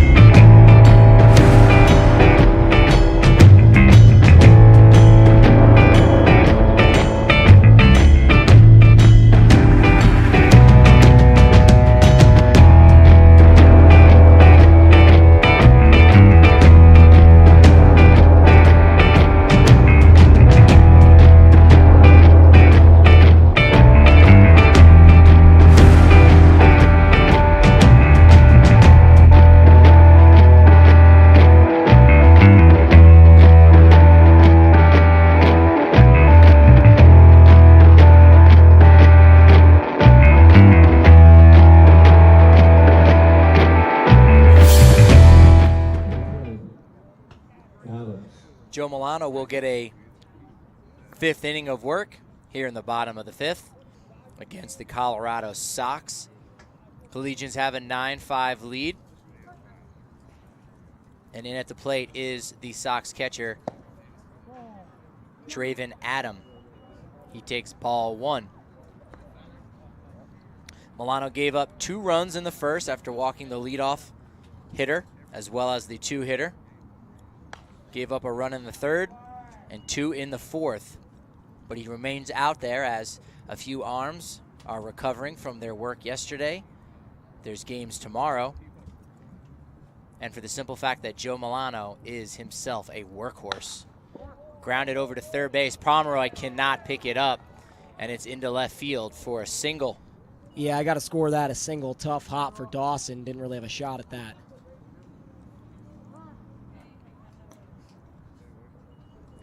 Number 18. Looks like a courtesy runner will come in for Adam. We do allow for that for both catchers should they need it. We haven't really seen it too often for the Collegians. I know Danny David Linehan, who's in Montana for a wedding, did so for Mark Goulart. First pitch to Jacob Pagatti, the right fielder, in there for strike 1. Runner on first base, got himself quality lead. Milano has a breaking ball that does not break. I know he's allowed 5 runs, Patrick, here in the bottom of the 5th now, but he's done a good job of working around the fact that his curveball hasn't been working. Dribble down the first base line and does not kick back over. Gioso picks it up. Went off Pagatti's foot. He's in a bit of pain. But yeah, impressive for Joe considering he does not have his normal stuff today to even work through it. And 5 runs at altitude, that's really not much. I mean, run an inning is pretty normal up here. And that's the attitude you want from a workhorse like this of, yeah, maybe my best stuff isn't working. The curveball has been inconsistent, but give me the ball. I trust in my stuff. I can figure it out. I can work around it. And he's trying to do that here in his 5th inning of work against the Colorado Sox. 9-5, Collegians lead. The 1-2 offering is good for strike 3. Milano with his 5th K of the day. Beautiful fastball on the outer half. Got home plate James Brundridge to ring up Pagatti. And Pagatti struck out his first at-bat looking. Unfortunately, did not learn a thing about that one in the first pitch to Zach Baldini. The shortstop is good for strike 1.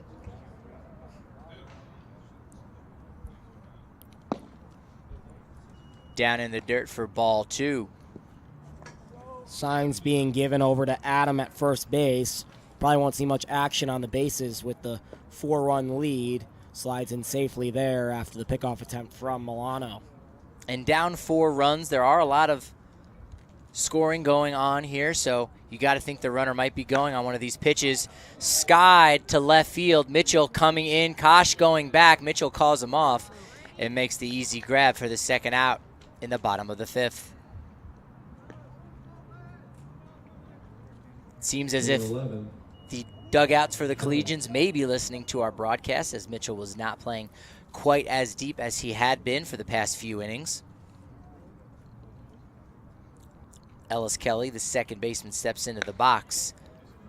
Knuckles one off the hands to Bryce Bullock, who makes the easy grab. And after a leadoff single by the catcher, it's 3 straight for Joe Milano. Collegians lead 9-5, headed into the 6th.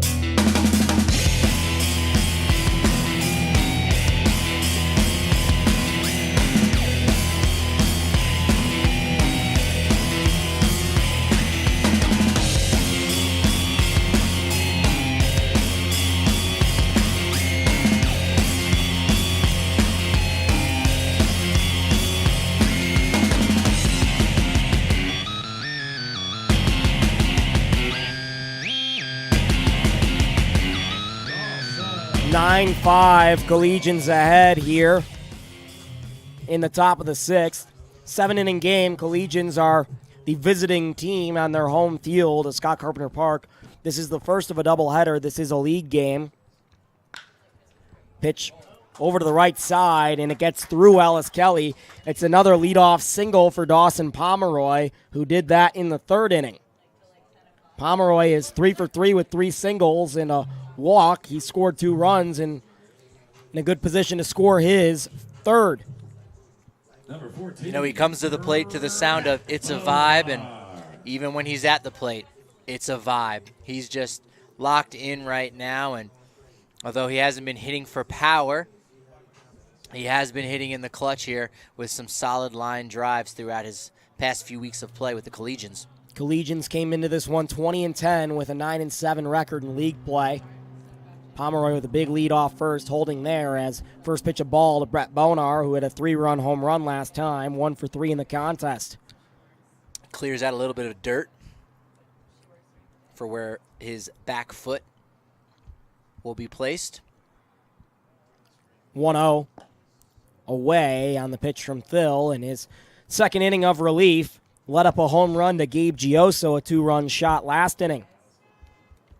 And it was really nice to see Bonar's home run go to right field because we've seen a lot of his power come middle away. 2-0 as Pomeroy takes off. Curveball away. Pomeroy slides in safely. Had that bag all the way. Only helped by the fact that it was an off-speed pitch by Phil. Be interesting to know if that was Cat's call or Pomeroy's call, because it was a 2-0 count. Certainly didn't expect to see a curveball in that situation. But they're going to give a little respect to Double B, the Bone Man, Brett Bonar, as they are going to intentionally walk him to put him on first base.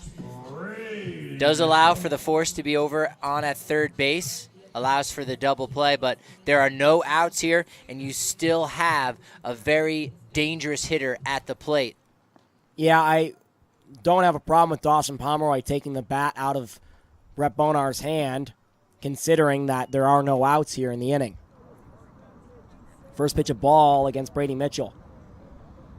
Jeremy Katz giving him the signs. I wouldn't expect a bunt here with the Collegians up 4, but it looks like Brady may be doing that. Pulls the bunt back. It's 2-0. Don't know if I like that call, given the fact that Brady's been swinging it well lately. Granted, he is 0 for 3 in the ballgame with an RBI, but a lot of room on this infield. The corners playing in, Greiger and Dahlke, Kelly and Baldini playing for the double play up the middle. Showing bunt. Mitchell gets this down the left side. Really good bunt attempt. The pitcher, Phil, wide throw to first. Collision over there, and 1 run scores. That's Pomeroy. Bonar strides into third. Looks like everyone's okay. Score that, a sacrifice and an error or a single? What do you want to do, Patrick? I think that was a single. Unfortunately, the pitcher and catcher did cross each other up. Should it be you? Should it be me? So that's what caused that split second of delay, and I don't even think a good throw would have gotten Mitchell. You saw him get to the bag in time. Yes, the throw was offline, but he did beat that out. Well-placed bunt. But the error by the pitcher does at least move up Pomeroy to the plate and Bonar to third. So a nicely placed bunt. Collegians practice those every day in BP. Pays off as the Sox get their bullpen warm once again. It would be a single and an error on the pitcher. That's how Bonar gets to third base. And no RBI as well. Pitch is fouled back from Addison Kosh. Kosh has a powerful bat, and the way the ball's been flying for the Collegians, we may see one again here. Bonar on third, Mitchell on first, the Barton teammates. Kosh is 2 for 3 with a double and a single. Mitchell takes off. Kosh fouls it back. 10-5, Collegians lead in the top of the 6th. 7-inning game. First baseman Geiger was slow to rise over on first base after the collision. Seems to be okay. We'll see him hit in the bottom of the 6th. Reason why we're still playing game 1 at 8:15. We had an hour rain delay. Game 2's link is posted in the comments section and chat, as well as it will be posted on Twitter and Facebook. You can follow Boulder Collegians on Twitter at Boco Collegians and on Facebook at Boulder Collegians, as well as our website, bouldercollegians.com. Phil's a little frustrated right now. Can't get his pitches where he wants them. Not getting calls going his way. 1-2, and right back up the middle by Kosh again. The second baseman Kelly on the bag for one, on to first. It's a double play. Brett Bonar scores another insurance run. No RBI for Addison Kosh. Fair trade for both teams, more so for the Collegians as they push another run across the plate, and you'll take a double play on that to extend their lead to 6 runs here in the top of the 6th. Kosh has gone up the middle 3 at-bats in a row, the single right back up the middle, then 2 4-3s, and that was the first and second out here of the top of the 6th. Collegians ahead 11-5. At the bat right now is Mark Goulart, who watches the first pitch strike.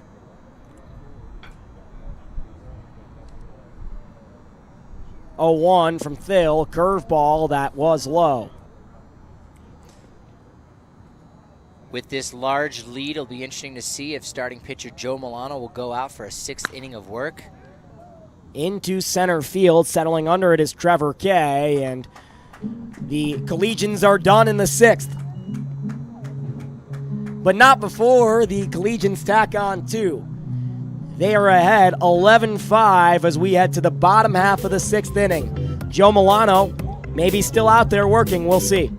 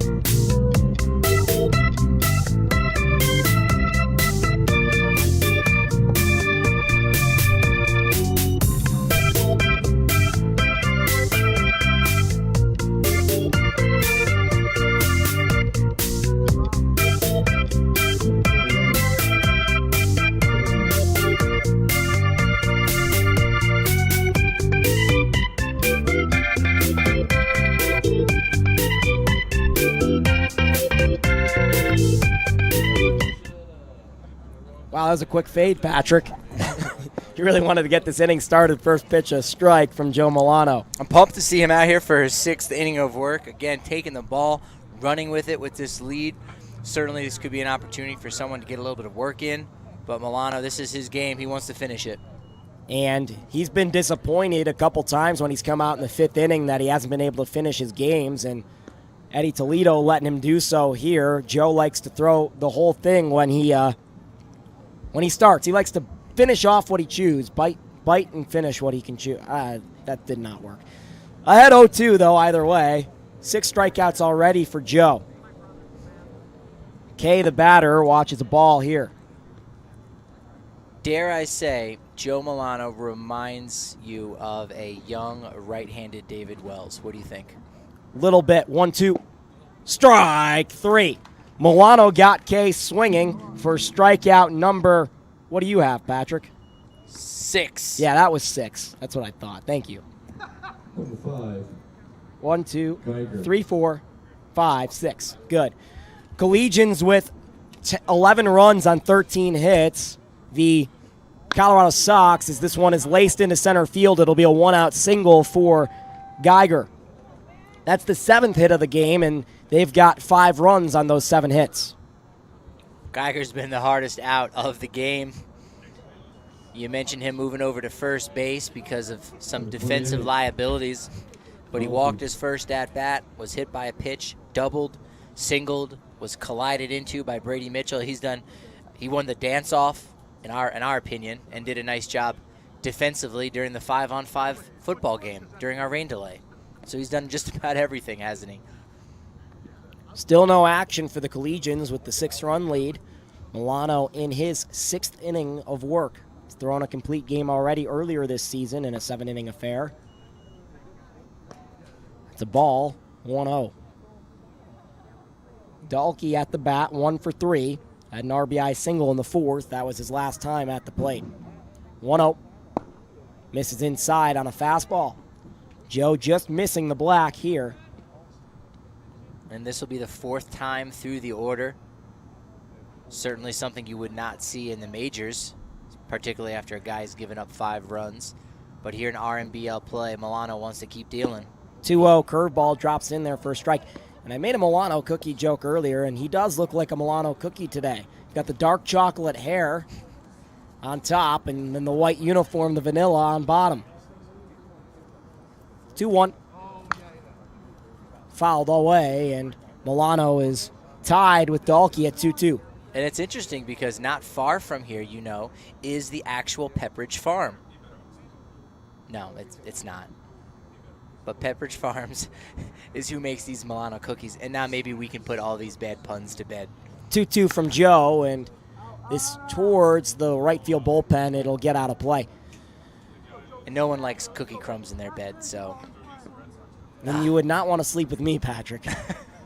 Maybe that's not the first reason, but that's certainly on the list. That's number 825 on the list. I've been keeping track. I'm a big eater in my bed.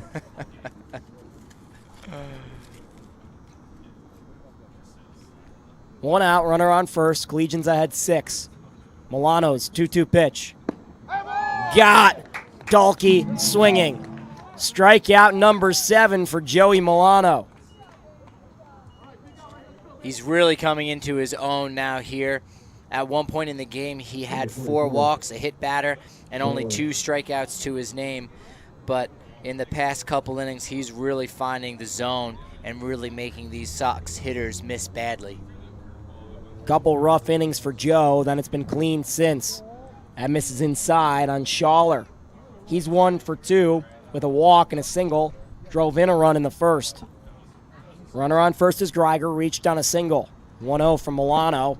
Curveball drops in for a strike. Really in a rhythm now on the hill. Sun's starting to set in his hometown of Boulder. 1-1 from Milano. Over to third baseman Dawson Pomeroy. Rolling ball across the diamond. Rough throw, but Gioso scoops it out of the dirt, and that's out number 3 in the 6th. We go to the top of the 7th. Last chance for the Collegians to tack on, perhaps, as they are ahead 11-5.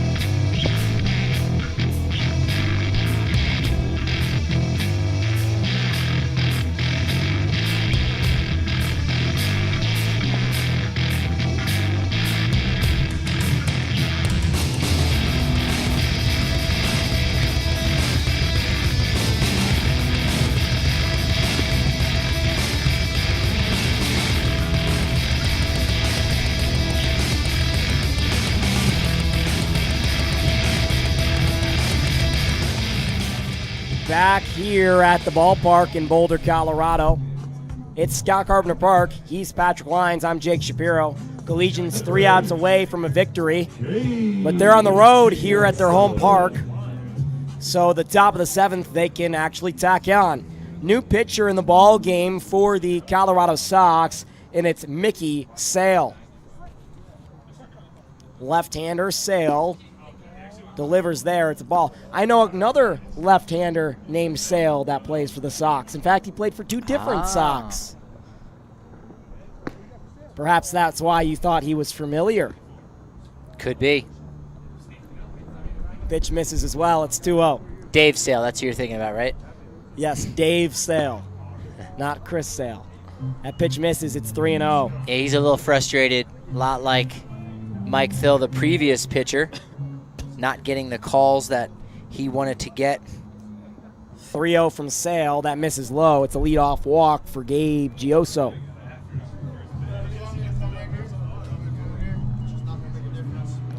Well, although Mike Thill was pumping some serious gas, he was not able to get a strikeout in his 2 innings of work. Gave up 4 hits, 4 runs, 3 of which I believe were earned, and he did walk 2 batters. First pitch fouled away.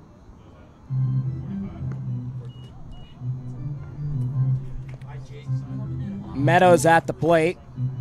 0 for 2 with a walk. Came around to score in the second. He's had some good at-bats here. His ankle does seem to be healed up a little bit. He's put some good swings on the ball. Pitch misses. It's 1-1. Flashed a lot of speed in the early part of the season, then kind of got in a little bit of a slump, was banged up, but he looks ready to go for the playoffs coming up in the next 2 weeks. Pitch in there at 84. It strike, and it's 1-2 as Meadows swung through it. Got some pinks in the sky now, some oranges as well. A lot of cloud cover in Boulder today. 1-2 misses. It's 2-2. It rained for an hour. We were delayed here in Boulder before first pitch. There was actually a flash flood warning in Boulder County, I believe, up until midnight. So we should have expected such weather. Meadows bounces this over to the first baseman, high enough for Greiger, where his only play is to first, and that is out number 1. Advancing to second is Gabe Gioso. But the temperature certainly has chilled off. It was in the high 90s yesterday. About 85 was the high today. It's in the low 70s, high 60s right now. Very comfortable baseball weather. Bryce Bullock strides in, 3 for 3 with a home run and 2 RBI. Sorry, 3 for 4. He struck out his first time. Watch his ball there. It's 1-0. Facing his 3rd different pitcher of the ball game. 1-0. Bullock smashes this towards right field. If it's fair, it's gone. It's foul. Only 328 to the right field fence, 320-ish to the right field fence. Bullock does not flash a lot of opposite field power, but with how powerful he is, when he does make contact, it goes a long way. 1-1 from Sale, and Bryce swinging out of his shoes there. Lucky he didn't fall over. Behind 1-2 now. Mickey Sale looking in. And his catcher driving at him. Lefty deals, it's high.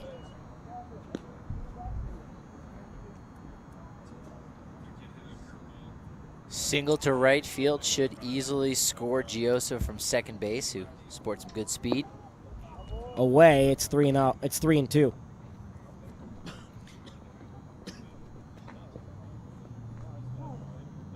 Sale looks in. 1 out, runner on second. Full count pitch. Bullock goes down, swinging. It's a pitch in the dirt. Bryce couldn't hold up, and that's the second time he struck out today, but a fine day overall for the Collegian second baseman. Brings up Nico Nincy. Number 4. He's 1 for 3 with a walk and came around to score in the 4th. Has also stolen a base. We saw him against a lefty last night and was able to single Never a choice at bat when you have to face a same-sided pitcher. Nincy does not like those lefties, but here he is in an opportunity with a runner on second base to possibly score himself another RBI to his tally. Curveball misses low there. Collegians ahead 11-5. 1-0 count with 2 outs. Runner on second is Gioso. Pitch misses away. It's 2-0. First of a doubleheader. Game 2's link is in the YouTube comment section and chat. That's going to be against the Colorado Cutthroats. Should be getting underway with that one around 9:15 Mountain Time. Pitch is strike. It's 2-1. 30 minutes after this game ends. We'll talk to the player of the game as well from the Collegians after this one, as long as the score holds up. Me and Patrick will decide on that in between the next inning break. As Nitzy watches a strike, it's 2-2. Certainly a lot of candidates, given how well Joe Milano has fought through his day. Brett Bonar's big home run and Bryce Bullock's big day at the plate. 2-2 misses away. It's 3-2. Gioso out there at second, won't take off. He has first base empty. 11-5, Collegians ahead, 3-2 the count, 2 outs. Slapped into right field. Gioso's going to get the go-ahead from third. He's rounding, and the throw in from Pagatti in right. It's high, not in time to grab Gabe. That's an RBI single for Nitzy, who moves up to second on the throw. And he had an opportunity to get over to third base, too, as the pitcher caught the rebound off of the catcher and just kind of tossed it rather frustratedly over to the catcher. And there was a point in which no one had the baseball in their hands and no one was even looking at it. Nitzy's second hit of the day. Go ahead, Patrick. Yeah, no, great job hitting against the lefty, pulling the ball right in there. Big ribby, a great insurance run to extend the Collegians' lead to 7. We were just talking about the guys that could be the player of the game. How about Dawson Pomeroy, yet to be retired? He's 3 for 3 with a walk. This one slapped over to the third baseman, Ben Dahlke, across the diamond, and now he has been. That's the third out. Collegians tack on 1. They're ahead 12-5 as we go into the bottom of the 7th. We'll see if Joe Milano goes out back for the complete game. Either way, the Collegians have plenty of room left to play with.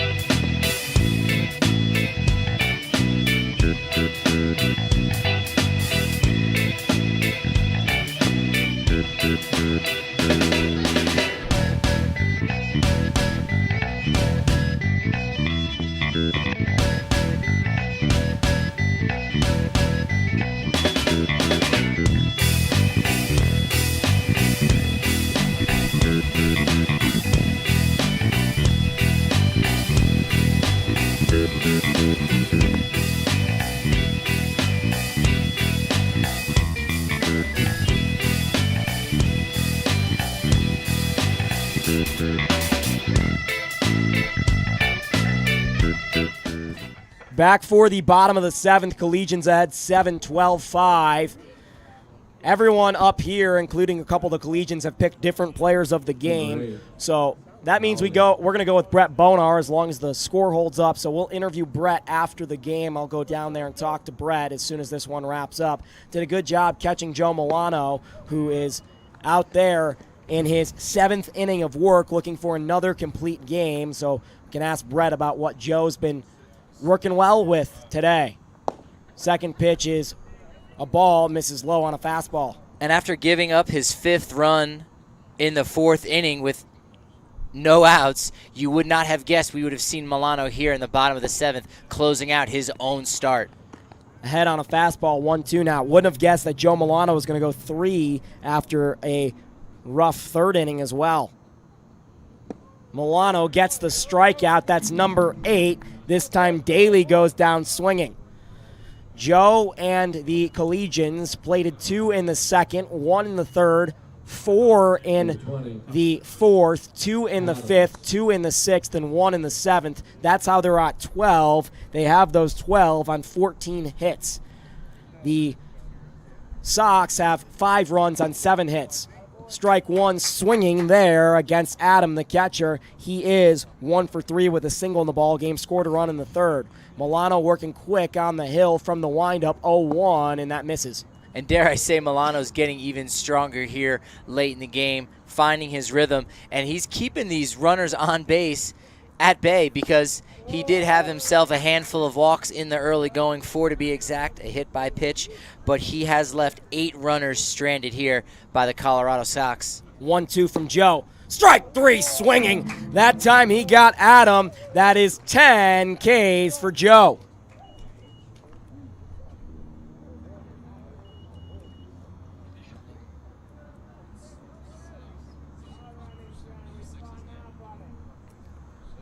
Brings up Pagatti. Pinch hitter is number 6, Morgan McIntosh. Ooh, pinch hitter. Thanks, Patrick. Do I get an apple for that one? No. First pitch is strike from Joe. Looking to go for the complete game. Collegians ahead 12-5.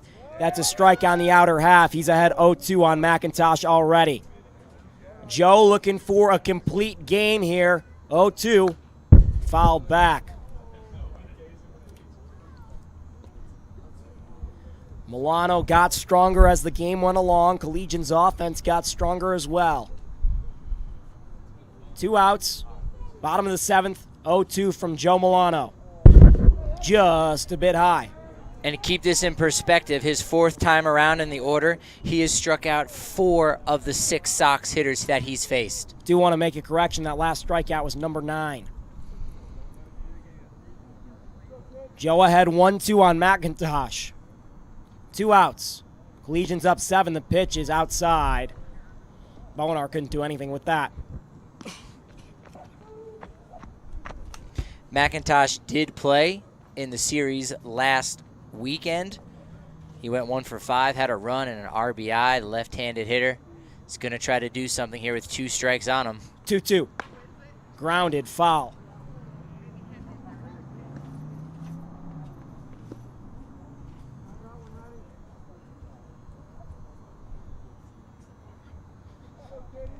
Collegians ahead 7. Joe Milano looking to finish it off with a complete game. 2-2.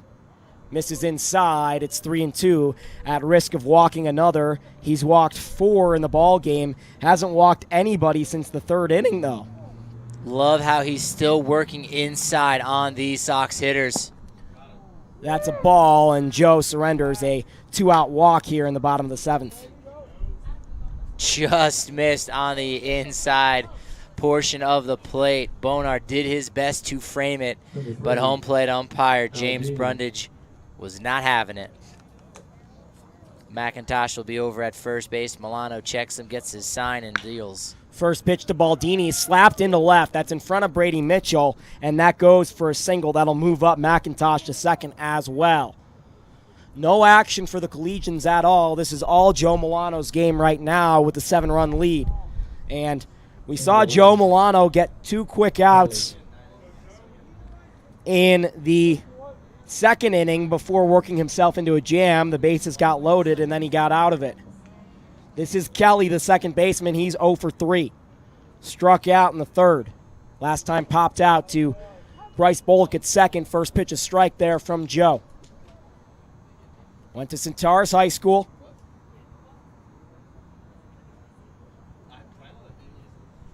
Right here in Boulder, dealing.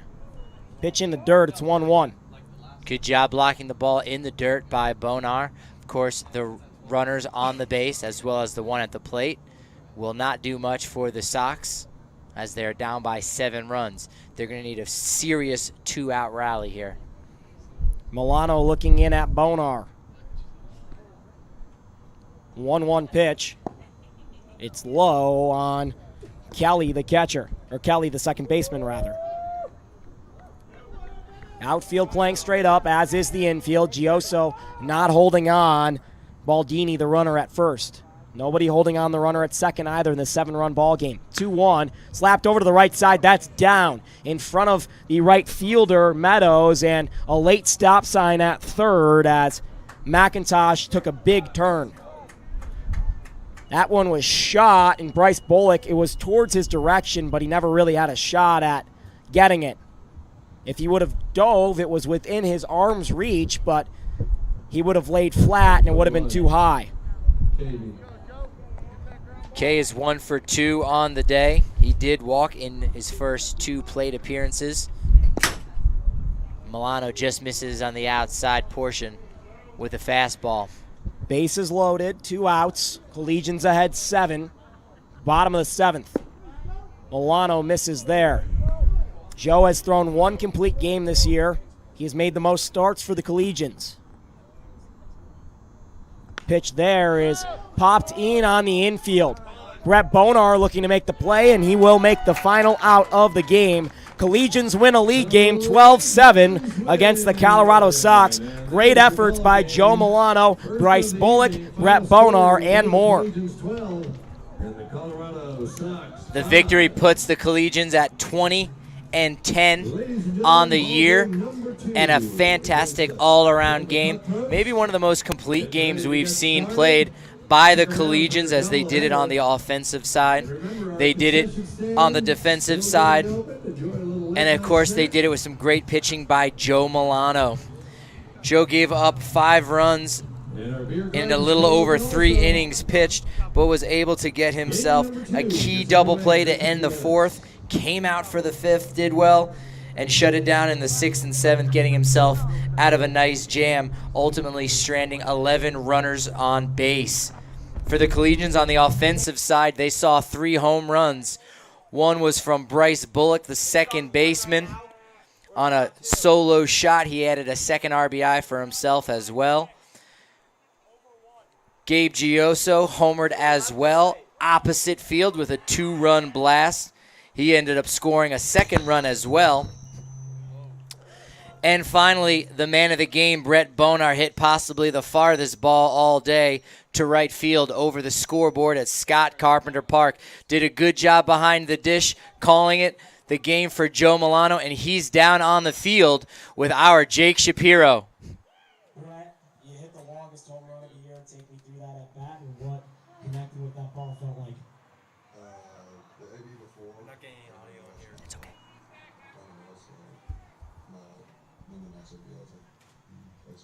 For sure, last time we was pissed. No, he last that one, I think. Had to feel nice. Come on. Yeah, I mean, it felt nice. Pretty cool thing to watch.